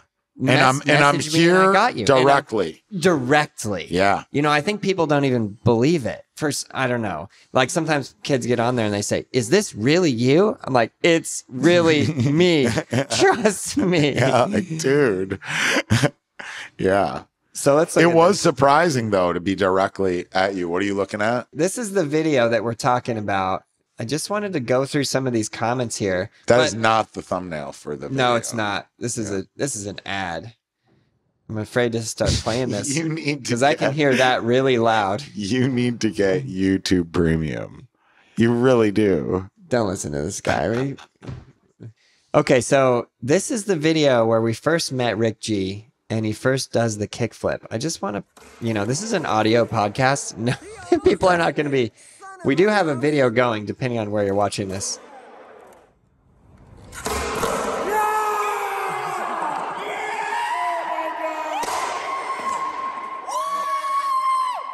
Boom! That right there. And look at his face. I forgot that it was COVID. Every time I see these videos and I look back and I see the masks, I just... Yeah. Yeah. But look at this comment right here. I am Rick G. This was easily the proudest moment of my athletic career. I'm humbled and honored by you all. Thank you so much. I love skateboarding and I love watching people get better at stuff. Let's go. That's still how I feel. And the comment that got my YouTube career going. Yeah, I want to know. It was Carlitos pushes Goofy. And the comment was, this seems like a guy I'd like to meet at my local. No way. That's the one. Yeah. Listen to this one. As a boomer who never learned to kickflip, this is making me want to go and skate. Do it, bro. I'm 50 and haven't landed one in 15 years. I'm a bowl skater. Rick G inspired me to do another one. Thanks, Rick G. That's what I love about, there's plenty of things to hate about social media. There is plenty, but that's some things that I love about it. If you it's just like a direct communication to people. And if you just put out the right thing, it's such an inspiration. True Cuckoo says, this is such an inspiring story. It is true. Like it's amazing. You guys made a good video. Like you really did present it in a lovely way. And, all of the feedback was positive. Yes. Like I read all those comments. They were all positive. But like even having your attention want to read the comments is a weird thing. Yeah. 100%. Like I wanted to land this kickflip not to inspire a bunch of people. Right. I wanted to land a kickflip. Like it was for me, 100% for me. The fact that this is what happened definitely changed my attitude towards my own skateboarding and about sharing my skateboarding. Yes. Right? And Carlitos's comment got me to his YouTube page where I saw him being completely honest with his camera. Yeah. And I was like, oh my God, like if this kid can be that straightforward, unguarded, unaffected, just honest, Right. then I shouldn't be like holed up in my house, like ashamed of my weird little life. Like I should be able to like go ahead and be honest with the world also. Yeah. Open up a little bit. Yeah. You know, and that was like, I guess that was like 7 years after my partner died. And I was like, wow, like maybe this is what I need. Like maybe I need to let go of this desire to just isolate. Right. And get out in the world. You know, I met people at skate parks immediately that became close with me. Right. I made YouTube videos about them, and that like made them feel good. And then it happened more and more. And then I met Robbie Hargreaves. Yeah. And that like Robbie's a really amazing person. Yes. He's got extraordinary energy. Right. And a ridiculous knowledge base of skateboarding. Right. And yeah, he sort of opened me up to the idea that I could actually like learn skating not too much differently than I've learned the other things in my life. Right. You know, and then became a really good friend of mine. And then when Robbie and I, yeah, that like my whole skate life just really started to bloom at that point. And it was like, yeah, it was crazy. The experiences that I had, the people that I've met through skateboarding, and they're not just some of the most incredible people I've ever met.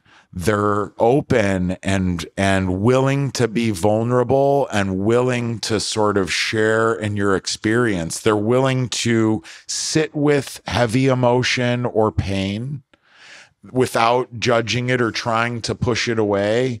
You know what I mean? I do. That's hard for us. Like, Yeah. oh, you're hurt. I'll fix it. Like, I don't want you to fix it. Like, it's fine. You know, I'll dote on you. Like, I don't want you to dote on me. Like, I'm hurt. Like, can you just be here right now and recognize that I'm hurt without having to affect it in some way or another? And skaters can do that. They're like, oh yeah, like that. I can understand how that feels. I've been there before, bro. Yeah. They've all been there. It's pretty beautiful. Yeah. And when you get hurt, when you get wrecked, they celebrate the wreck, right? Not because there's some schadenfreude where they're like taking pleasure in your pain. Right. They're celebrating you for pushing it past the edge. And going for it. Exactly. And then when you do get it, they can't stop themselves either. It's just exhilaration, like mutual exhilaration for nothing. It's good energy all the way around every time.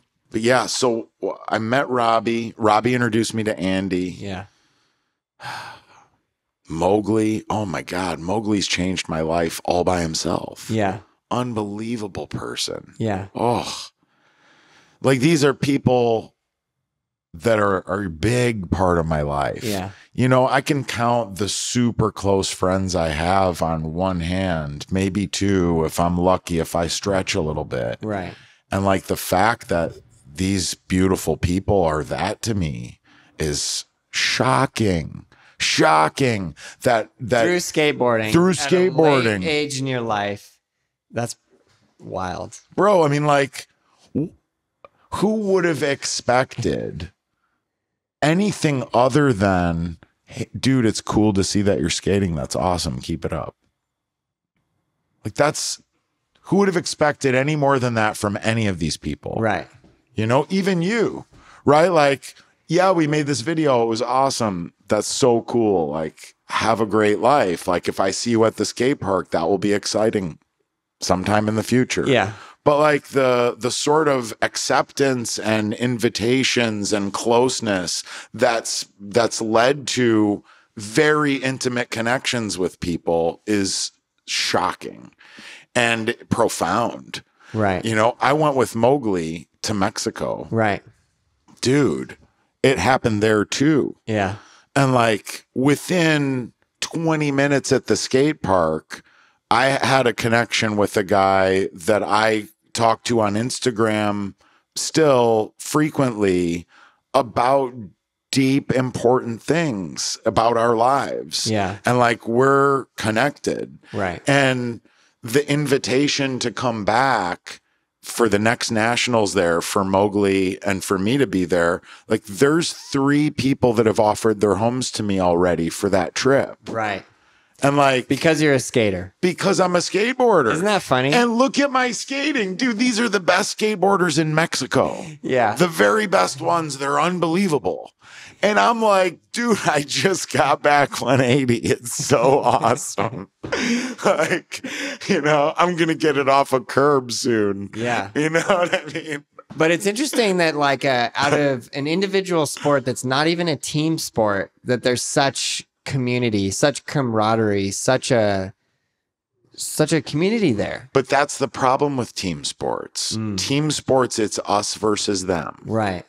That's what I'm very mixed emotions about the Olympics, right? Like Olympics in skateboarding. yeah, the Olympics in general. Okay. And like now skateboarding's a part of a system that I think is problematic, Yeah. right? Because it's just it's like a mock war.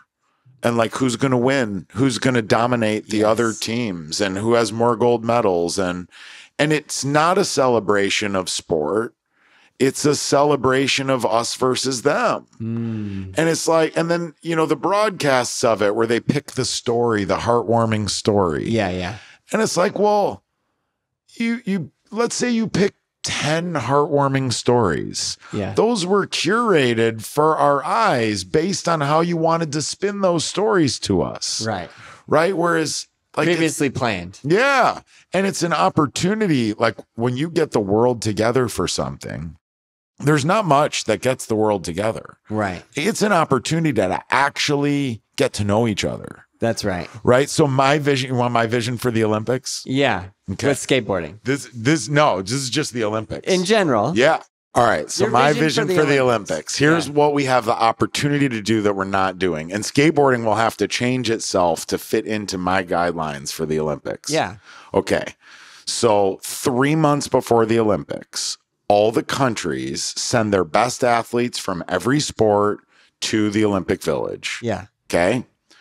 The athletes are in the Olympic Village for 3 months. Yeah. Okay. It's all paid for by the Olympics. I see you've really thought this out. Yeah. All the best coaches in the world, everybody's there. Yeah. Okay. For the first month, all the athletes each sport has to be in a team format of some kind. So if the sport is an individual sport, you have to come up with some format that turns it into a team sport. Yeah. Okay. Yeah. So in the case of skateboarding, the combined score of your team's 5 skaters or whatever. Okay. Okay.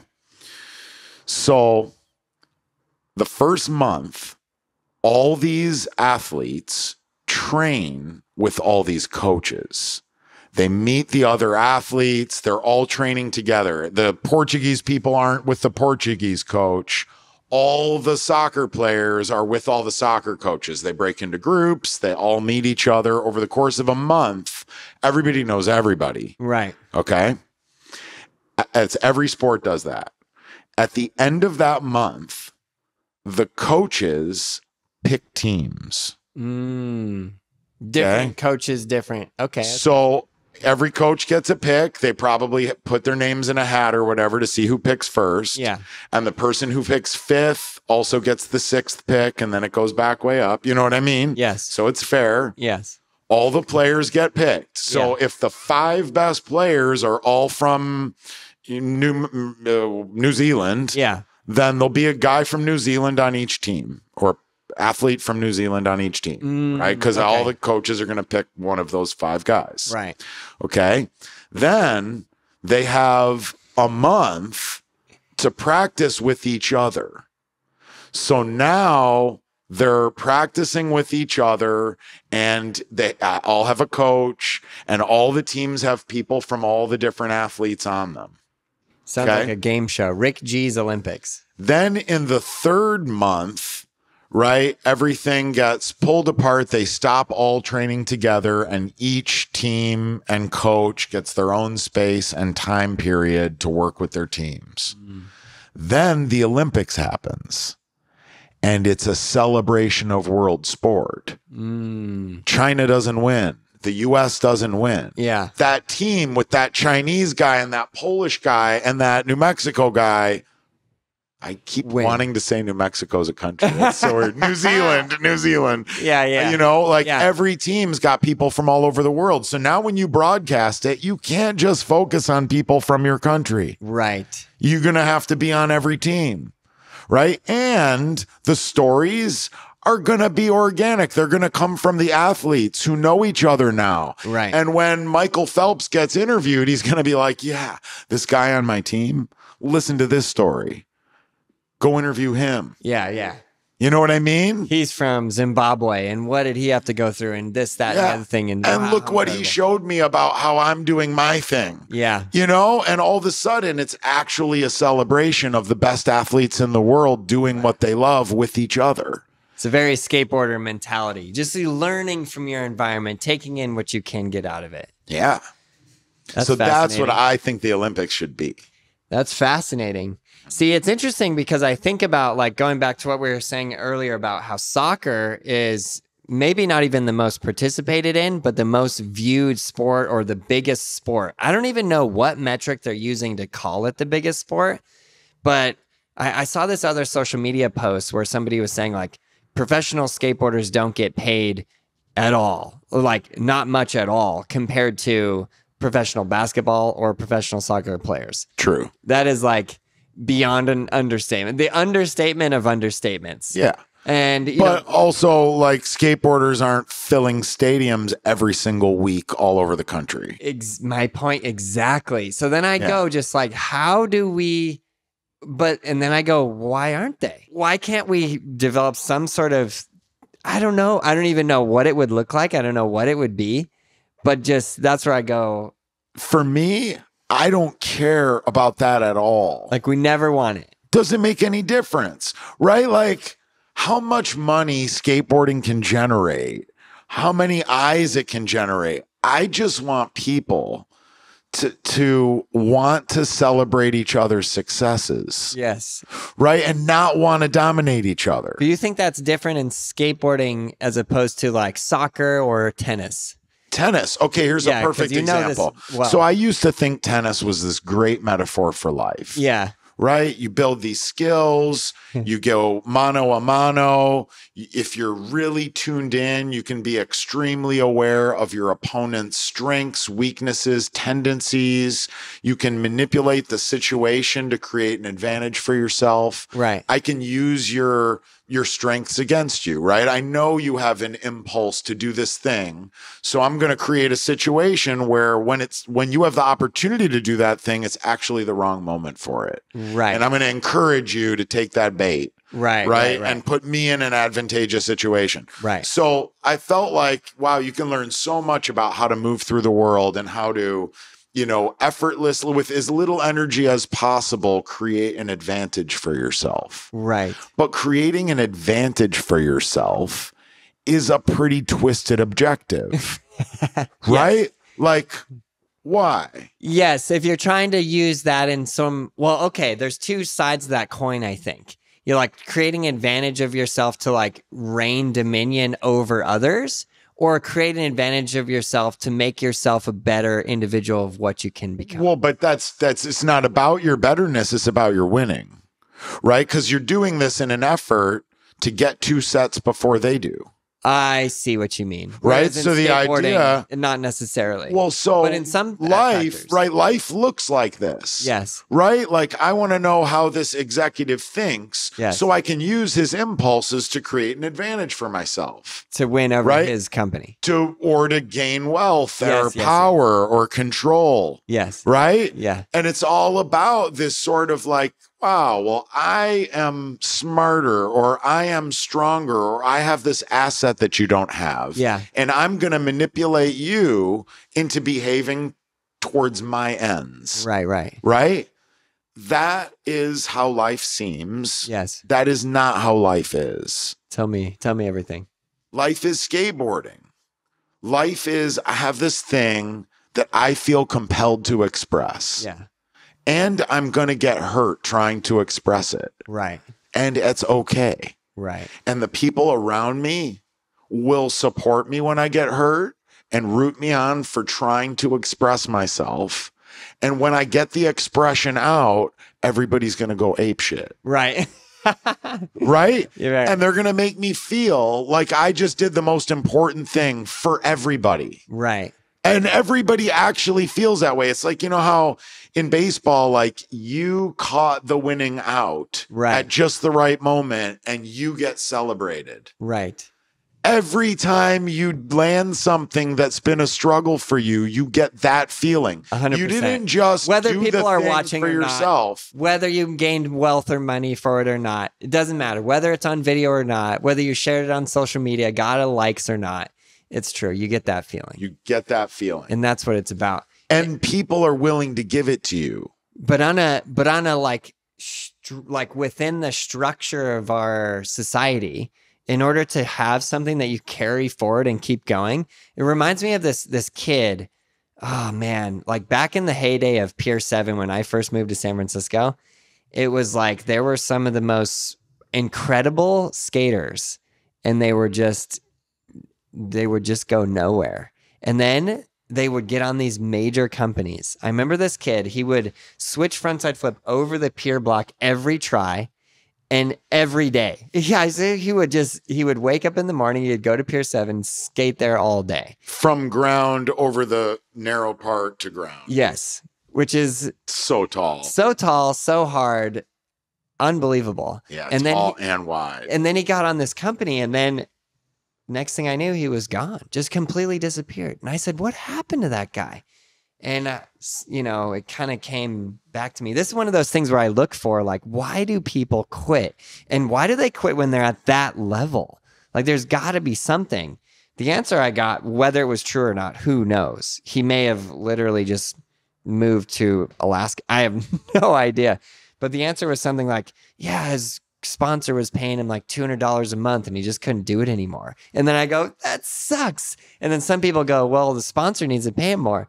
That's not necessarily, maybe the sponsor doesn't have the funds to pay him more. It might seem like all these companies are big, just like $1 billion or even $1 million, but they might not be. They're probably not. When it comes to skateboarding, it's probably not. But it comes back to that thing we were talking about of, what do they fill the stadiums? But it's not even necessarily that kid should or even want to like go for that. But man, if he would have had the opportunity, you think of it like, this is where my mind starts to go. I start to go like, what if he was like in high school and he was part of the skateboard team and then he got drafted to like whatever team he was part of? I started to think of it like in terms of major sports. Mm-hmm. And some people just go, Aaron, that's not what skateboarding is. That's the most disgusting, vile thought of this. Well, I don't even want to call it a sport. Well, I guess you're considering casting skateboarding into the model of society that we live in. And how to make it I'm long-lasting. thinking about casting society into skateboarding, right? Because I'm going just the opposite direction. Like, I work in a job for a prestigious country club that pays me really well to do what I love for people that I love. It is an ideal job. Right. I get recognized for good work. I have a positive impact on the people I interact with. It's rewarding and fulfilling. I get paid well. Right. And I'm quitting. I know. Right? And why would somebody do that? And like part of it, honestly, is because I think that institution, anything that implicitly or explicitly supports the idea that there's an us and a them is a problem. Like, define that like an us and a them. Like, there's like... So I worked for a private club. Yeah.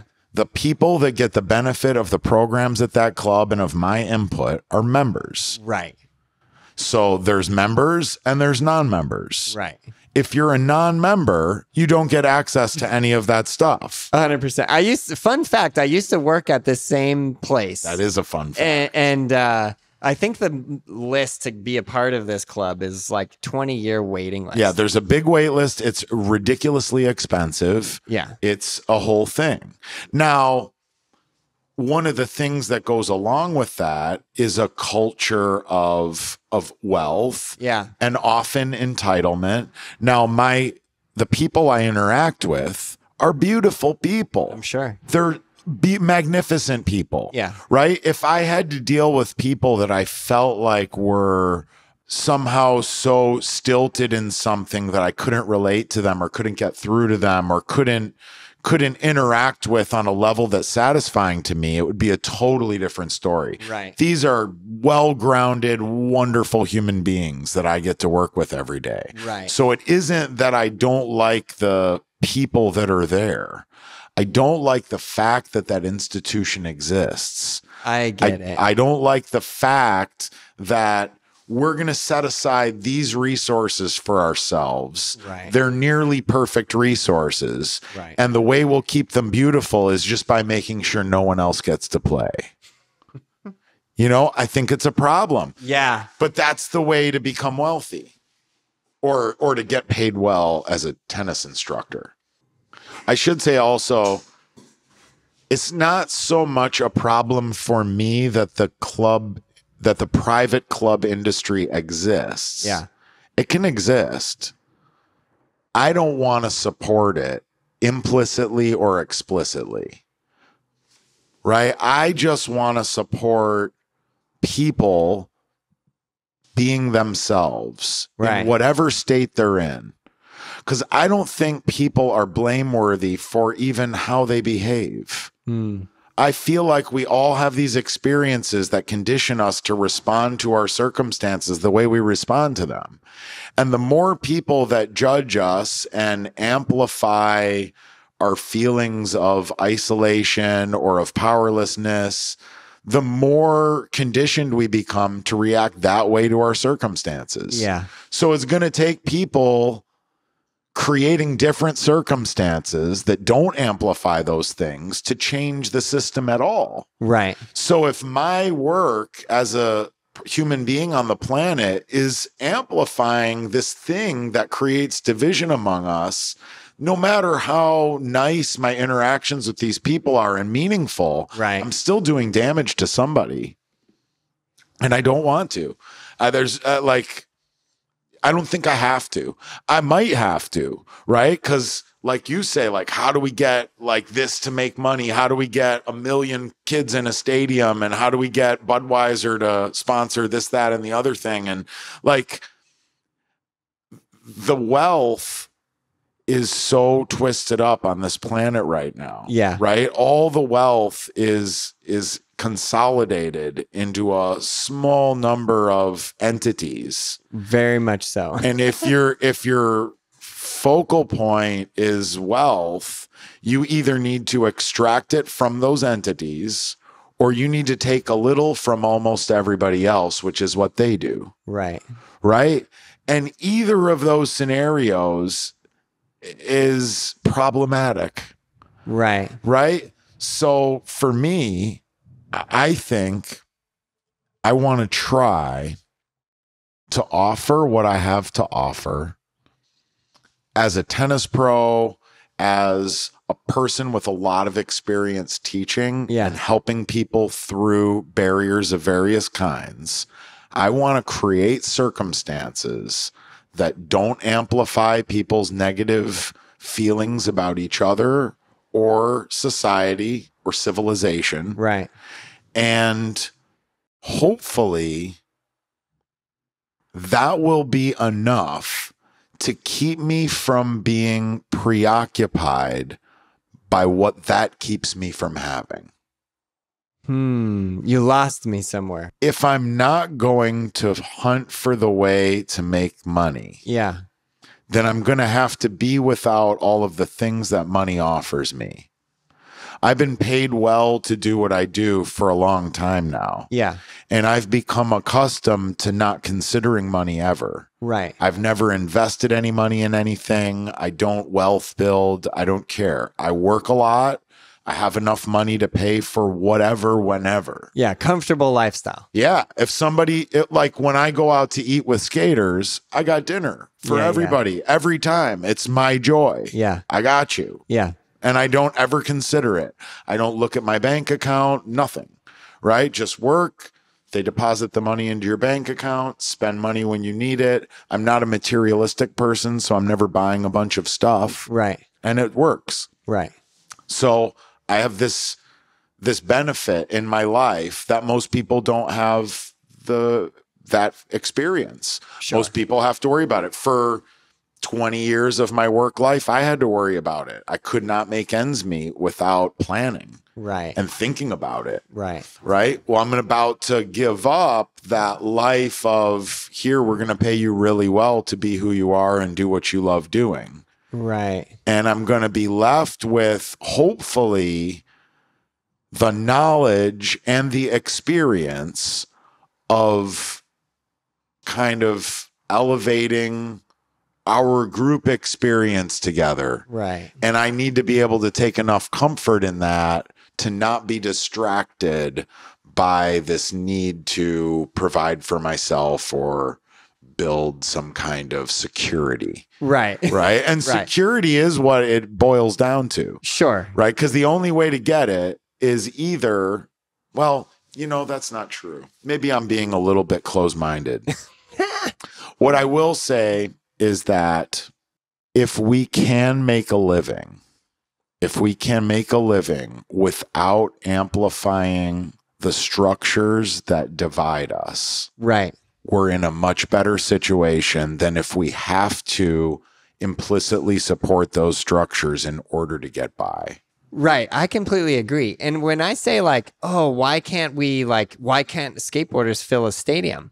I don't say that in the means of like, oh, that brings like money or wealth or power to me in some sort of aspect. It goes back to that same thing of like, you get this feeling when you're riding a skateboard. And there's also just something interesting about skateboarding, which we've covered a lot here today, where you have your skateboard, you go to a different country, you see another person, you say, you have a skateboard too. Even if you speak completely different languages, you're instantly a friend. And it sort of breaks down some of these society barriers that we have, racism, you know, some various things that just go out the window. Like it doesn't even matter. Even the like wealth, you know, it doesn't matter how much money the guy has. He can't kickflip. You know what I mean? It's kind of this funny thing in itself, but I just feel like, how do we share that experience with more people? And I'm getting to this point in my life where some of the skateboarders that I looked up to, now they are struggling financially as a lot of people going into real estate. This guy that I was talking about that he made this TikTok about it. And it was about how skateboarders don't get paid, and how, you know, he was a very well-known pro for many years, and now he does financial advice. Shout out Mikey Taylor. I love Mikey Taylor and what he does because of this transition he's made in his life. And watching him go from like pro skater with 1 million followers on Instagram, and now he ran for city council. Are you familiar with him? No. He literally became a city council member of his city council in Thousand Oaks, California. And now he does like real estate and financial advice and all kinds of like fascinating stuff that I think is so cool. And it's been cool to watch that transition. But at the same time, it breaks my little skater boy heart to be like, why can't Mikey Taylor still be a professional? Why couldn't he have moved into some other position? Now that I understand business in the world and some of these things better, I think it's cool. Really, really cool what he's doing. But yeah, I just wanted to put that out there. That's not necessarily, it's just like my own viewpoint is like, how do we share that feeling with more people? I feel like you've already kind of hit on part of it with what you've offered to the world through Braille. Yeah. Right? It's a large audience of people consuming people genuinely having fun with each other. Right. And that's one of the things that's compelling about skateboarding is the very real connections that people make. Right. But you were talking about like all the barriers that get broken down. Right. I've literally met foreigners on the street that don't speak English, that are visiting San Francisco, that I gave keys to my house to, that stayed with me for a long period of time. I had zero concern about the situation. Right. Like, I just watched you battle a trick for an hour and 15 minutes. I just watched you deal with frustration and disappointment and physical pain.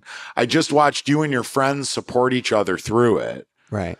I don't understand what you're saying to each other, but it doesn't make any difference.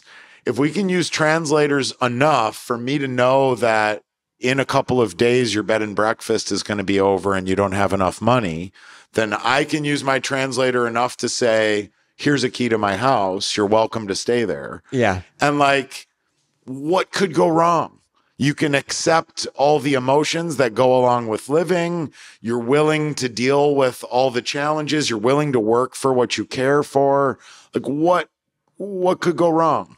And the answer is nothing could go wrong. Like, they stayed. We had an incredible time together. Right. And then it happened again with a completely different group of non-English speaking people, like 5 or 6 months later. Right. And not only did we have a great time, they taught me about how to be human. Like, these people were mind-blowing. The most incredible humans I've met so far, probably. Like, I mean, it's weird to categorize humans as like better or worse. Sure. But like, these people were so empathic, so warm, so full of love and openness and patience and determination and willingness to sacrifice and for the love. I mean, it was eye-opening, to say the least. Eye-opening, heart-opening. All because I'm a skateboarder and I live on this corner, and you know a skateboarder that said, oh, you should meet this guy. Right. You know what I mean? And a connection was made. Yeah. And I just feel, oh man. And that's where I go, like, share it? Like, we share it by going out into the city and skateboarding. Yeah. Right? And like, when some little kid's like, oh my gosh, Dad, look, like, can I have one? Yeah. That's how I got started. I was riding in a car and I looked out the side of the window and I saw 3 kids turn into an alley. Not like a kick turn, like a, just a leaning, just stylish turn. And I literally went, that's what I'll do. 6 years old, made that decision. So powerful. So powerful. But I think of these things and I think of the things that skateboarders go through and, and then I see some problems in the world. The world has a lot of problems right now. Tons of problems with a lot of different things. And I just go, I might sound kind of stupid, but like, if some of these people just picked up a skateboard, it could be a little better. Yeah. We could make a little better of a situation. Yeah. But that's the beauty of this, right? Like, skateboarding has more people doing it now than ever in history. For sure. Oh, I don't know about that. Dude, this is what I don't know. For sure. Oh, man. Think about how many skateboard companies there are all over the world right now. Yeah. Skateboarding started in San Diego and Los Angeles. That's true. Like, I don't care how many people in San Diego and Los Angeles were skating in the 70s. Yeah. In this world, there were not so many people skateboarding. That's true.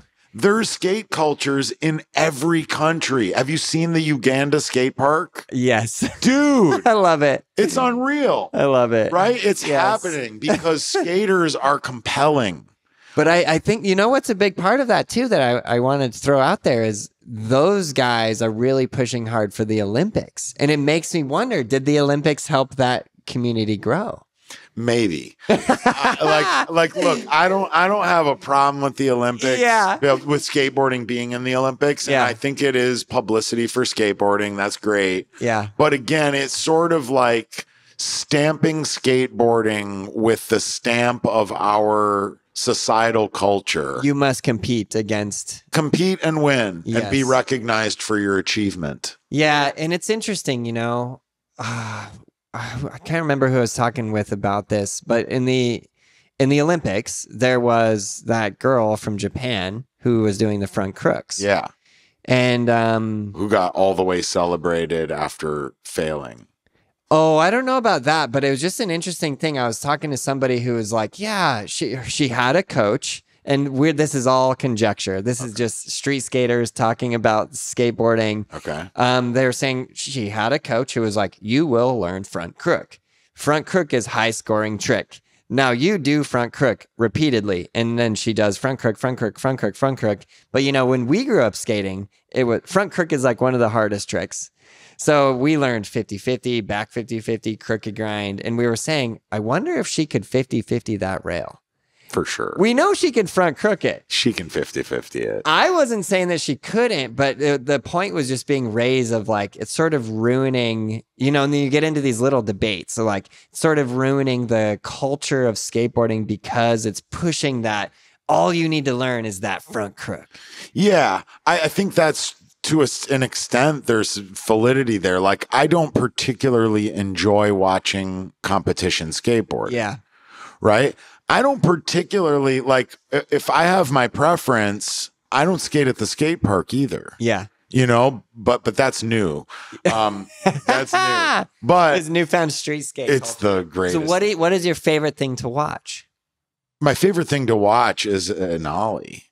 It's somebody video parts, somebody skateboarding. So somebody skateboarding in real life is better than a video part. True. But I love watching skateboarding in videos. Yeah. I love watching the actual creative expression as it was visualized by the skater and the filmer. Yeah, that's what right. Like, there's some just amazingly beautiful stuff going on. Yes. And it's incredible how compelling something very simple can be. Yeah. And how boring something incredibly difficult and dangerous can be. Right. Like there's like Mowgli and I have disagreements about a handful of skaters. I know. I've heard. And like we won't get into that. Okay, but there's some skaters that are undeniably great. Yes. That I don't particularly enjoy consuming.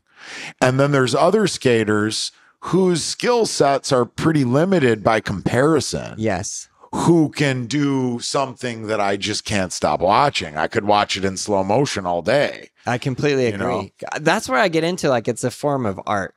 It's definitely a form of self-expression at bare minimum. There you go. At bare minimum. And frankly, that's why I think you can't destroy it as a culture by having competitions that make people want to do crooked grinds. Do the crooked grinds. Like, get your points, win the competition, do whatever you can. Right. Get sponsored by Gatorade. Like, have a living, like, whatever. That's fine. Right. But when push comes to shove, as long as somebody is trying to get down that curb and somebody else can't stop from being excited for them when they do it, right, we're good. Right. We just got to make sure that's happening.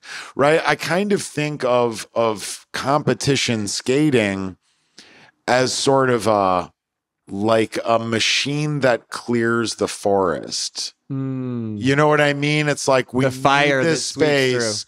Yeah, I mean, we're going to use this space, like, expect us, think about us as part of your experience. Yeah. Right? It's sort of like, I don't know. There's something about it that's a little bit sad because I think the mentality of domination is really bad. It's dangerous. Right. And we've accepted it as human nature. Right. But like, you can be competitive without dominance culture. And you can be competitive and it can be a pro survival good situation for both people. 100%. if it's a celebration. Right. Of both, you know, like when you lose the game of skate and you go, bro. You Yeah, just did that the was most awesome. yeah. I just got 3 new tricks, like almost landed one. Yes. Yeah. Love that. Well, that's the beauty, right? The reason you can land new tricks in skate is because of the competitive impulse. Right. Right? Sometimes I'm not going to not try it. Oh, it always helps. Right. Right? I mean, have you not landed multiple tricks for the first time ever in a game of skate? Like, what do you mean for the first time ever? So I've never landed this trick before. You just did it in this game of skate. And now I'm going to commit to trying it for the first time. Oh, yeah. Like, have I done that and landed it? Yeah. Yeah, of course. Yeah. And like, you know, because you had an additional factor there. Yeah, that like, pushed well, you through that I'm not going to mental get a barrier. letter. Like, I'm going to jump off of this thing. I'm going to try and put my feet on it. Yeah. Right? Whereas, like, if you're just skating in your garage, like, I might not commit to that. I know I won't. Front shove. I mean, front shove was a trick I've been aware of my entire skate life. Yeah. I've never tried one. Right. Never once have I been like, okay, I'm really going to try this one. Really? Not once. Front until I was in a game of skate. It was a friend of JD's that we did like 6 or 7 tricks. And then JD comes in and he's like, we asked if he wants to play. He says, yeah. We tell him the 6 tricks. He does like all 6 of them in a row perfectly. Yeah. And then we're playing the game. And his first set, I think he was like assessing the situation, thinking like, what could these guys land? Yeah. He did front shove. And I was like, okay, like we're going to try and land on it this time. And I landed on it. And it was like fully new trick, like first ever real attempt to get it done. And now I have front shoves because I played that game of skate against JD, which I lost, which was a giant win for me. Right. Hugest win. Right. Because it isn't about dominance. Right. JD didn't get celebrated for winning. Right. Right. But he got celebrated for the good try that he missed. He got celebrated for the shinner that he took. Right. You know what I mean? So dominance culture and competition don't have to be mutually exclusive or don't have to be paired like that. Right. Yeah. I used to hate competitions in skateboarding. Well, hate is a very strong word. When I was growing up in Montana, I did a contest. I got first. It was cool. And then I went to another one in this capital, Helena, Montana. And traveling, even just going to the contest was a big deal. And then I got first in that too. And I was like, wow, awesome. And then I went to this contest in Seattle and I drop in and there's a huge hole in the ramp that's covered by stickers. I had no idea it was there. Why they would cover this by stickers, I have no idea. It sent me flying. I ripped a giant hole in my jeans, bleeding everywhere. This is first drop in, right? Needless to say, I did terrible. And that competition was like, I was destroyed. It almost made me feel like I didn't want to skateboard anymore. And I just never wanted that feeling again. And then I just was like, competitions are the worst. And I held that viewpoint pretty much up until I was making this documentary with Andy Anderson. And he was saying how he loves competitions. And I just it almost like short circuited my brain. I was like, what do you even mean by that? And he was like, think about it. You're doing a trick in a street part. You get unlimited tries. Go back as many times as you need. You get 45 seconds in a competition. He's like, same level of stress, same level of skill and expertise, but in a competition, you have to put it together within 45 seconds. And I was like, I know, Andy, that's what I hate. Anytime I'm in a contest, the second they like say, now Aaron Cairo will drop in, I just instantly freak out. Yeah. So hard. So I think that's fascinating in part because as a competitive trainer, there's no way to simulate what competition does to a person. So when I'm training someone to be an effective competitor, right? If you're going to sign up for your first tournament in 6 months and that's the big tournament, you're going to do terribly. Right. You're going to fall apart. Right. You need 3 tournaments running up to the big one. Right. Right. And then when you're accustomed to all of that stress and you're allowing all of that heightened intensity to increase your focus and allow your adrenaline to move confidently and run through your patterns. Now you can perform in a competition, right? The problem is that competition as a zero-sum thing, I win, you lose, I get celebrated, you don't. Right? That is damaging people. It's like it's a very limited view. It is. And it doesn't allow, so competition can bring out heightened levels of performance that are inaccessible otherwise. Without that competitive drive, we cannot achieve the level that we can with the competitive drive.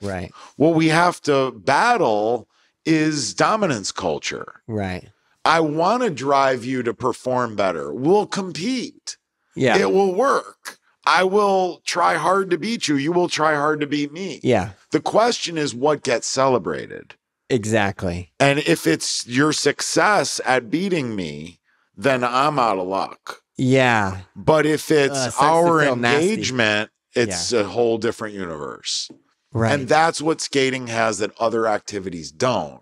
And that's why watching Olympic skaters feeling stressed, representing your country now, right? You got all these people at home and you're supposed to be beating those guys, you know? Well, what happens if you're seen celebrating those guys' successes? What does that mean back home? You know, and it's like, what does it mean? Skateboarders, huh? USA and Japan on the same team, best friends, right? But I mean, well, the girls, I guess it was Australia and Japan. The girls skateboarding felt more like skating than the men's did. Where the girls were legit celebrating each other completely. 100%. Like no holds barred. And they're incredible. And they were incredible. And then the men, I felt like had a little bit more ego and invested. 100%. You know? I was like, the amount of pressure and stress and anxiety on Nyjah Huston's shoulders when he's doing full cab flip, gap out to rail, front board, and he misses it 3 times. Unbelievable. When he's literally been filming a documentary. You know, we're filming a documentary of Andy Anderson, which consists of NKA filming with an iPhone. And then Nyjah is being followed the whole time. This is many contests in a row with a full film crew. Everyone is expecting him to take gold. What did that feel like when he just didn't? To his credit, like, look at what he produced after he lost. Amazing. It is incredible. It is an incredible video. A year of videos with just jaw-dropping wildness after jaw-dropping wildness. You're talking about his video part. I am.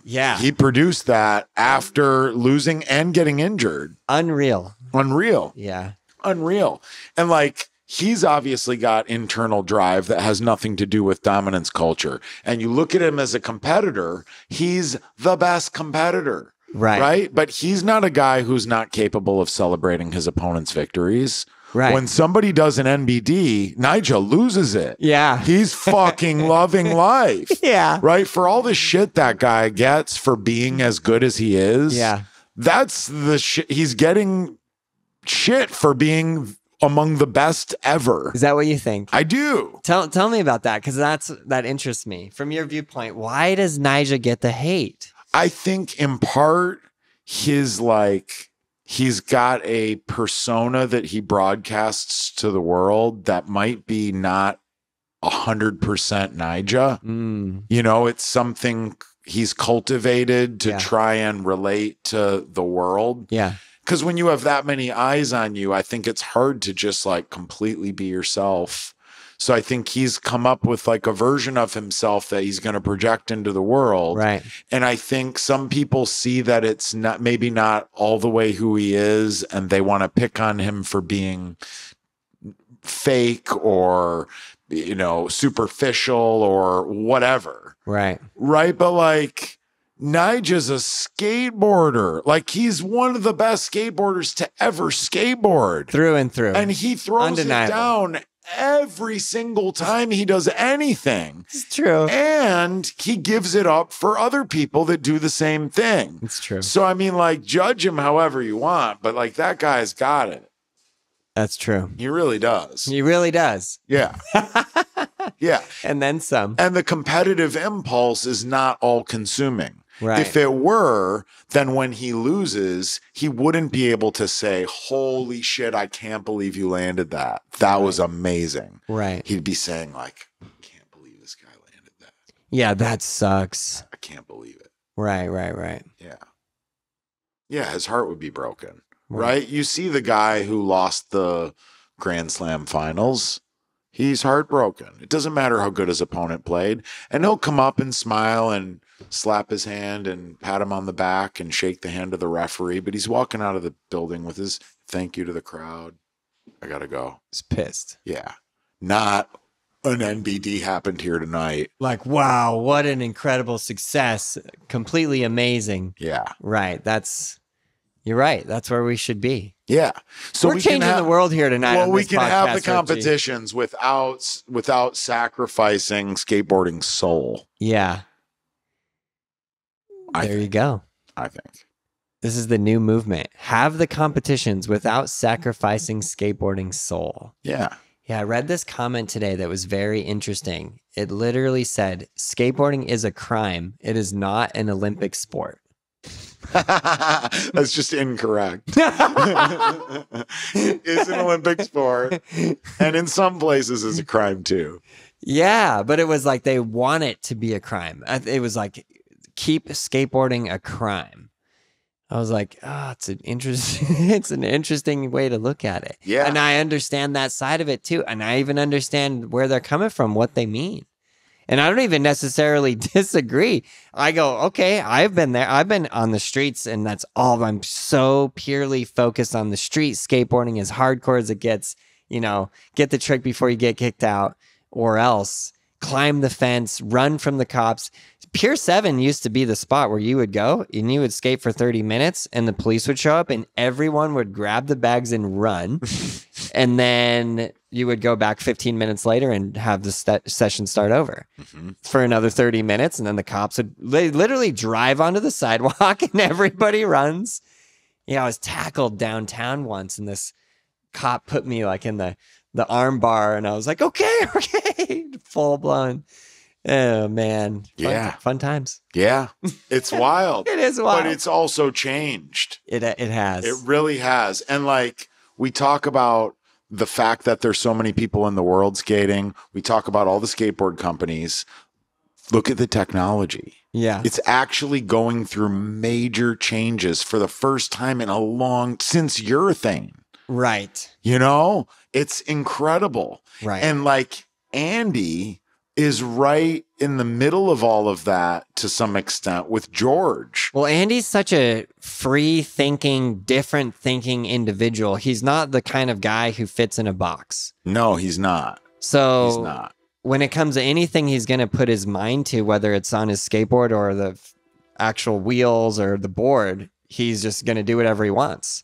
Yeah, well, and he's got George Powell, who is the mind behind so much of the innovation that we benefit from today. Who can then make that a real thing. Yeah, they're together. they work together. It's incredible. And we're alive during this time, like where it's actually happening. Right. I mean, so we were talking earlier about how there were never wheels that I liked skating. Right.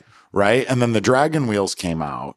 And once I skated those things, I was like, okay, like there's finally a wheel. They're definitely a compromise for both. Yeah. They're not as soft as a soft wheel. They're not as slidey as a hard wheel on smooth ground in a skate park. Right. They don't have that crispness. They don't bark or whatever.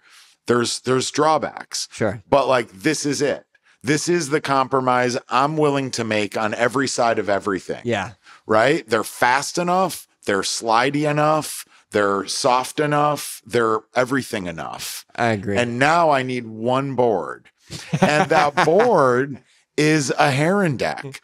Yeah. And I want to talk about that a little bit too, because you guys, Braille, okay. So not only did you invite me here to learn to do the kickflip, make the video about me, eventually introduce me to Robbie and Andy and all the other people that I know. Yeah. You also, through the Braille Army plus situation Yeah. made available to me and Andy Anderson Heron Deck when they were impossible to get. I got like a notification in the morning, we have Heron Decks in stock. I immediately like clicked on the link and bought 2 of them. Yeah. Knowing that I wanted to try it for months, but having never gotten my hands on it. Right. It showed up, and like from the first time I stepped on that board, now it's 2.5 years later, I've skated 5 or 6 or 7 of them. Yeah. I still skate my very first one. I've cut it down and still skate it all the time. Yeah. But that board opened up things. So Andy was so deliberate about how he designed it. Right. He was fastidious about making sure that it was made the way he wanted it. And he was so passionate about sharing all of its features. Right. And what it did for him. That those of us that can relate to Andy were like, oh, like, look at this. Like, this is a real individual who's smart, who's really good at skateboarding, who has actually constructed a thing that makes it makes him more able to exploit the skateboard. Right. I want to try that. Right. Everybody wants to try it. Then I got on it, and my skating ability is not at a place where I can exploit those features. Right. The feeling of that board is it's unlike anything else. It is so stable.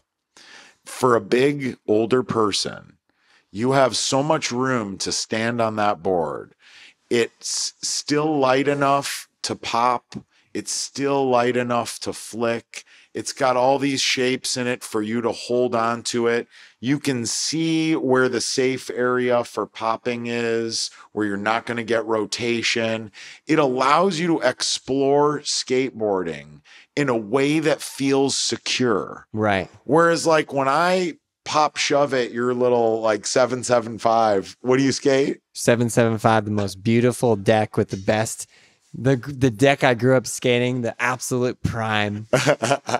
When I pop shove that deck, before I skated the Heron, it feels like a toothpick. It's a guess though. Yeah. I'm hoping it doesn't rotate.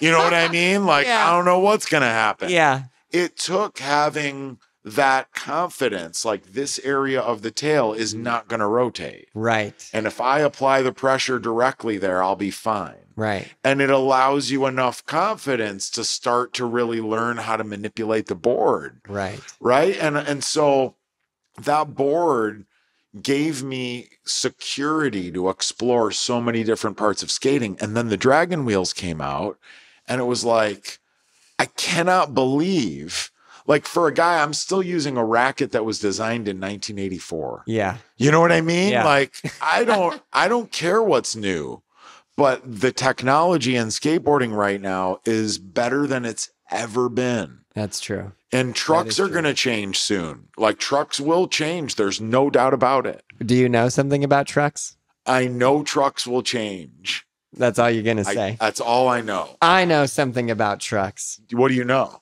I know that there's new trucks coming. Yeah, but they're when? I don't know when. Yeah. Let's put it this way. I've never physically examined the prototype trucks. Okay, I have. Okay. What can I say about them?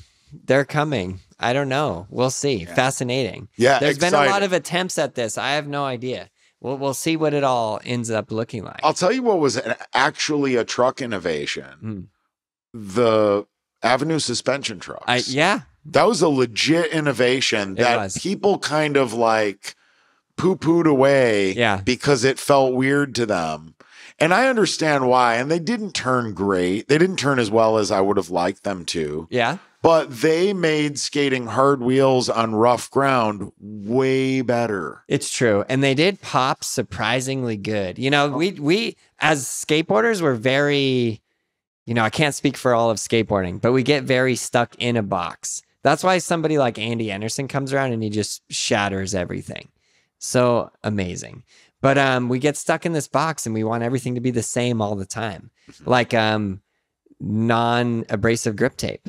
Yeah, it's super. Have you tried? I'll show you some non-abrasive grip tape you might not have seen. Okay. And I'll give you a sheet. I love it. And I'll see what you think about it. I'm down. And it's very... I've skated the DKL. Yeah. Yeah. I'll show you another one. The only problem with the DKL for me is that the grip tape wears out. Your shoes don't. Right. And then taking it off and putting a new sheet on is really a pain. It does. And the grip tape doesn't stay nice. Yeah. You know, like it frays up at the edges and all of that. But it is actually quite nice to not tear through shoes, which are pretty expensive. Grip tape's pretty cheap by comparison. Yeah. $5, $7 sheet of grip tape, $70 pair of shoes, you know, take your pick. Interesting though. Yeah. I'll give you a sheet. I've been skating mob now for a long time. And I hate it when it's brand new and fresh because my thumbs bleed. Yeah, that's the best time. Yeah, you know it's good when you're bleeding. Yeah, fair enough. But yeah, so the non-abrasive grip might feel even more foreign to me now because I'm skating such grippy grip. Yeah. But I'll throw it on a board. I'm going to have a new setup like in the next couple days. Yeah, I'll show it to you. I think you'll find it fascinating, very fascinating and interesting. Okay. But yeah, wow, we got into a lot. We did. We got into how to solve every single problem of the world with a piece of wood with wheels attached to it. Skate, damn it. And we're pretty sure that this is the way. It is. We're going to get this video to President Obama or whoever's in right now. President Obama. Where have you been? That was the first thing that came to mind. We're going to get this video to the right people in the right place. Like, of all of the presidents we've had in a while, I think I would pick Obama too. Somebody who's going to do something with it. No, yeah, we just got to keep pushing the skateboarding. I don't know what else to say. Wow, we've covered a lot of things. Very, very interesting. I feel like you and I could have another 5 to 10 of these talks. Yeah, for sure. Easy, and go for another 30 hours. And maybe we'll just do that. We'll have to just pick a topic and we'll just spitball it back and forth. Yeah, we might find that like some of them bear like more appealing fruit. Right. Yeah. Right, exactly. So I don't know, wherever you're listening to this or wherever you're taking this in, if you guys have some sort of topic or thing that you'd like to express that maybe you would want us to talk about, leave it in the comments, even though there might not be comments on wherever you're listening. But how does podcasting even work? I have no idea. But Tom knows, and Tom's helping me. Okay. So we just get Let's go, Tom. Let's go, Tom. So yeah, but anyways, thank you so much for your brilliance. Thank you for being here. Thank you for taking part in all the craziness that has been all of the experiences that we've been through. And I think more important than anything, like, thank you for what you do to inspire all the, we got to read through some of those comments. Thank you for inspiring those people out there to take a step forward. Yeah. I mean, I feel like, well, I never intended to do that like that way. Right. So it's awesome that people got inspired. Like, that's amazing. And now my intention is to just like put myself out in the world and skateboard. Right. I think that's the answer to the question, like, how do we get it out there? Yeah. By going out there. Right. Right. Put it online too. Yeah. Right? Because there's a lot of people that are inside. Sure. But like when that kid sees you skate by in person, that's the one where they're like, whoa, did you see that guy? Like, Mom, that guy's 49 years old. He just ollied off the That guy's older than you, Dad. Can I have one? Dad, that guy could beat you in a game of skate. Dude, I had a kid at a story for another podcast. Aaron, thank you for inviting me into this. It's lovely to talk to you. Yeah, you're welcome. Yeah. We'll do this again. Okay. I'm sure of it. Okay. Well, I don't really know how to end a podcast. If you're listening to this somewhere, some way, somehow, thank you for being there. Thank you for doing what you're doing. I hope this inspired you to take another step forward and have a positive outlook, have a positive viewpoint, and keep going forward. Yeah. Go live life treating people well and treating yourself well. To the fullest.